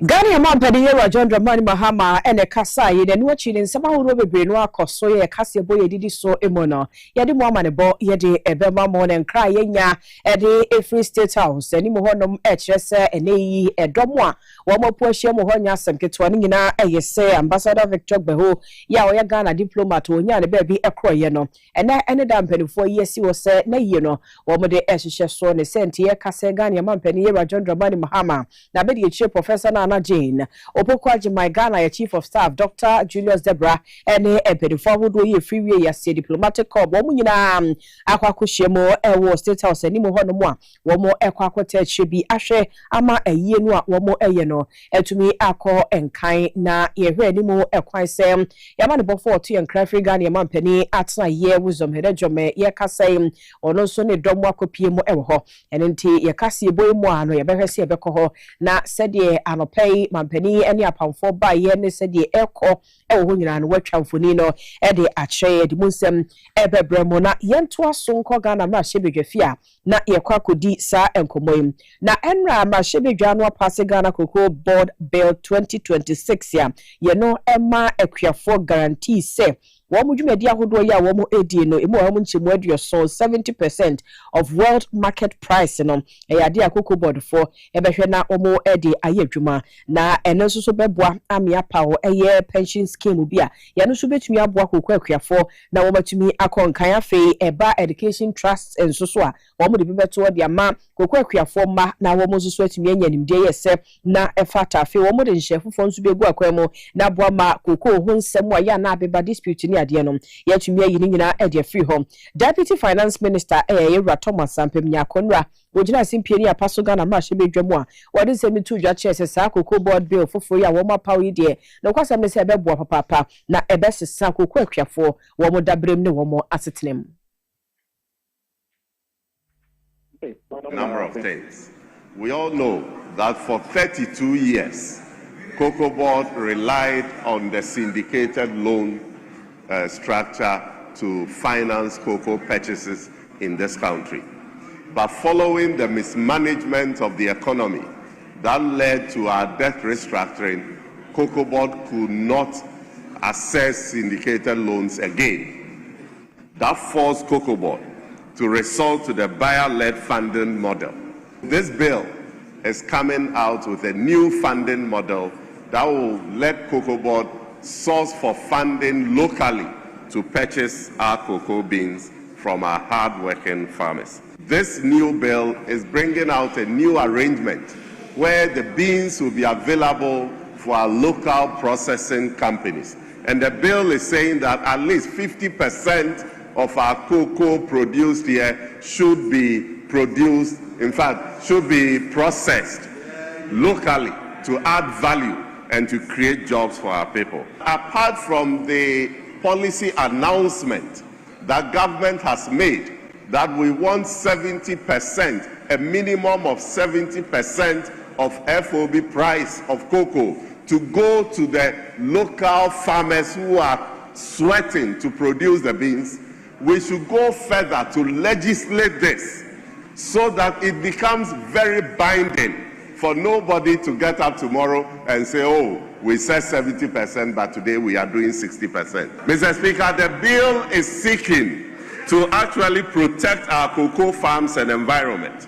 Apart from helping children of cocoa farms, we want the scholarship scheme to have another added advantage of promoting courses that will help our children also contribute to improvement in the cocoa sector. So courses like agronomy, soil science, and others that will benefit the cocoa sector are being prioritized. Yes, someone so for the church Ghana Sikasem so you are Thomas Sampim Yako the two Jayanko the focus of the State House. And wisdom head of Mijina Misano, Victor Behu ambassador, Nay Hoshe said yes, he call Wizzy, Oti and Car Kwaba, baby a Janano Tram for each saying and Yemesi Croho. Yeah, don't say idea former ambassador and former minister for foreign affairs. Victor James Beho and ye crack a bumping for about dumping or almost aking kind of tribute now or mape ne papia cra. Now you say about in terms of the tribute now the ECOWAS Commission Ebeka 1 year is I'm not saying no idea Parliament and a kind of tribute. The Parliament of Ghana represented by the Speaker of Parliament, you know. But Nanka Engineer majority leader, Honorable Mahama Ayariga, and all represented the Speaker Ekani Tribute Mano, in which the NDC tribute, you know, Fisi Jabikwete, Aba Bekane, the Foreign Minister, and also Bekani tribute. Minoka says, Sana, na the government of Ghana, Aba Bekani, dear Mimuse, Ayadea Mame, Joyce Boa Moktari, aid to the President, and Namaha. On a mature, it's highly possible if I could speculate, say or no, and if you name kind the tributes no on the states no. We also see say in terms of dignitaries no more there a lot of the foreign missions Abba Sanso and a former president for Namibia, her president of Ghana John Dramani Mahama, Vice President Professor Nana Jino Pokwaji Chief of Staff and other diplomats and I say other state officials no they take time to make kind of tribute na no no the wufu som no ahye so ansana o ma kopene crab ya crack Ebusia ya hwe wisdom wa homa no eso na so setie bia na kase bo edidi so mu ne be kwa kohese de ne nyina esi akwakohwe na ye betwa so ye kase bo mu a na ye bekọ emrahye bedwe mu ebi mu na nra bills ne bi ya wo mo approve ye ne niam ne bi ya wo mo di mu enkomo no ye mfa mu nsemo entwa so na emrahye bedwa no ye kase de wo ma gya tum se concession agreement bi a ye no bebo ma road and bridge tools ya san de aba wo mo edi ho nkomo ama we electronic tolling system womo aya we public private partnership wa ene womo ne Rock Africa Limited for na airco na bi ekwam se de be ya tolls no e ka se e besen agibiem no womo tumi agege na eno nyese ye de nipa da sane ekotena to honom so onko agiska na emom we de electronic udu ho na so swipe ya ne no ano no de betie na tel na etumi aboa wo sa kwan no eso na eno na exaudi ahodo ya ekoso ma shebedwe mu ewie ye no yewra ya kane no no na ye eswafo hwe bambo ene eho ensem so yewra Dominic Little ma shebedwe ni ma de hye wo bimbila abato mpeso aso no obegina simpie so akase enye se bia wo mo peso no mu twa to mu ene ade ntine bia se bi wo mo kra de wo mu nim ne ekro no mo cha sabre no na ye Ghana for interest nti ene ma wo mo etu sa na mo no a wo mo etu ye nsem ni bia wo de tu dwa ma shebedwem eni. I sat in cabinet when the then minister Sensu brought a very similar proposal, very, very similar to this. And we all agreed to it in cabinet. The cabinet accepted it. So I'll be a hypocrite to come and say that I won't support what the minister has brought. Whatever reservations I have, in principle, I have to support it. So I will urge that members should support it. Because if I sat in cabinet, the then minister adduced reasons why we should do the same thing, and I turn around to be against it, it will not be good of me to do that. The second reason, Mr. Speaker, is that we abolished the road tolls for one simple reason. We did not want to burden Ghanaians with both the e-levy and the road tolls. Basically, that was the reason. When we sat in cabinet and the road tolls came, the e-levy came, we knew that it will bring some bit of burden to Ghanaians. So we didn't want to have the situation. So we looked at it and said, which is the best thing to do to at least cushion Ghanaians? And we said at that time that there were a lot of queues, Mr. Speaker, at the road tolls, the intersections where we have the tolls. And people were spending hours upon hours upon hours. And if you calculate the amount of fuel, the amount of money they were using to buy fuel just at that place, we felt that it would be a burden. Because we calculated that we could get as much money, as much as 10 billion cedis then on the e-levy. And when we looked at the road tolls, we realized that the easiest way was to remove the road tolls that was giving us less than 100 million. And it was an inconvenience to Ghanaians. That's why we took it off. But we all know what has happened to the e-levy. I don't want to go back to the history. And so for me, if the government decides that they will bring the road tolls, but it will be electronic, like what I have seen in South Africa, I think that will support it. And I urge, but I say it will be electronic. If it's electronic and it's 20 years, I think it's a good deal that the nation should take. Because you will not even realize that there are road tolls.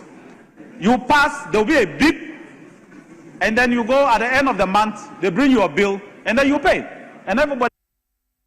Where some maybe I hear Dominic Niti who Bimbila Mashibi Jenny can know as well for share bumble and a whole and some Sonia say semi what they are to Jagan and I'm not shipping Jeffy some doors so so ya brand benti bejan ha na ye we are pram to broadcast bomuno dia kawach no ya dia beso so e dia mawase dan kom yin na se hweye na ye tie yen so medine ama poma checheku e we are pram to bre ebishia ya kramo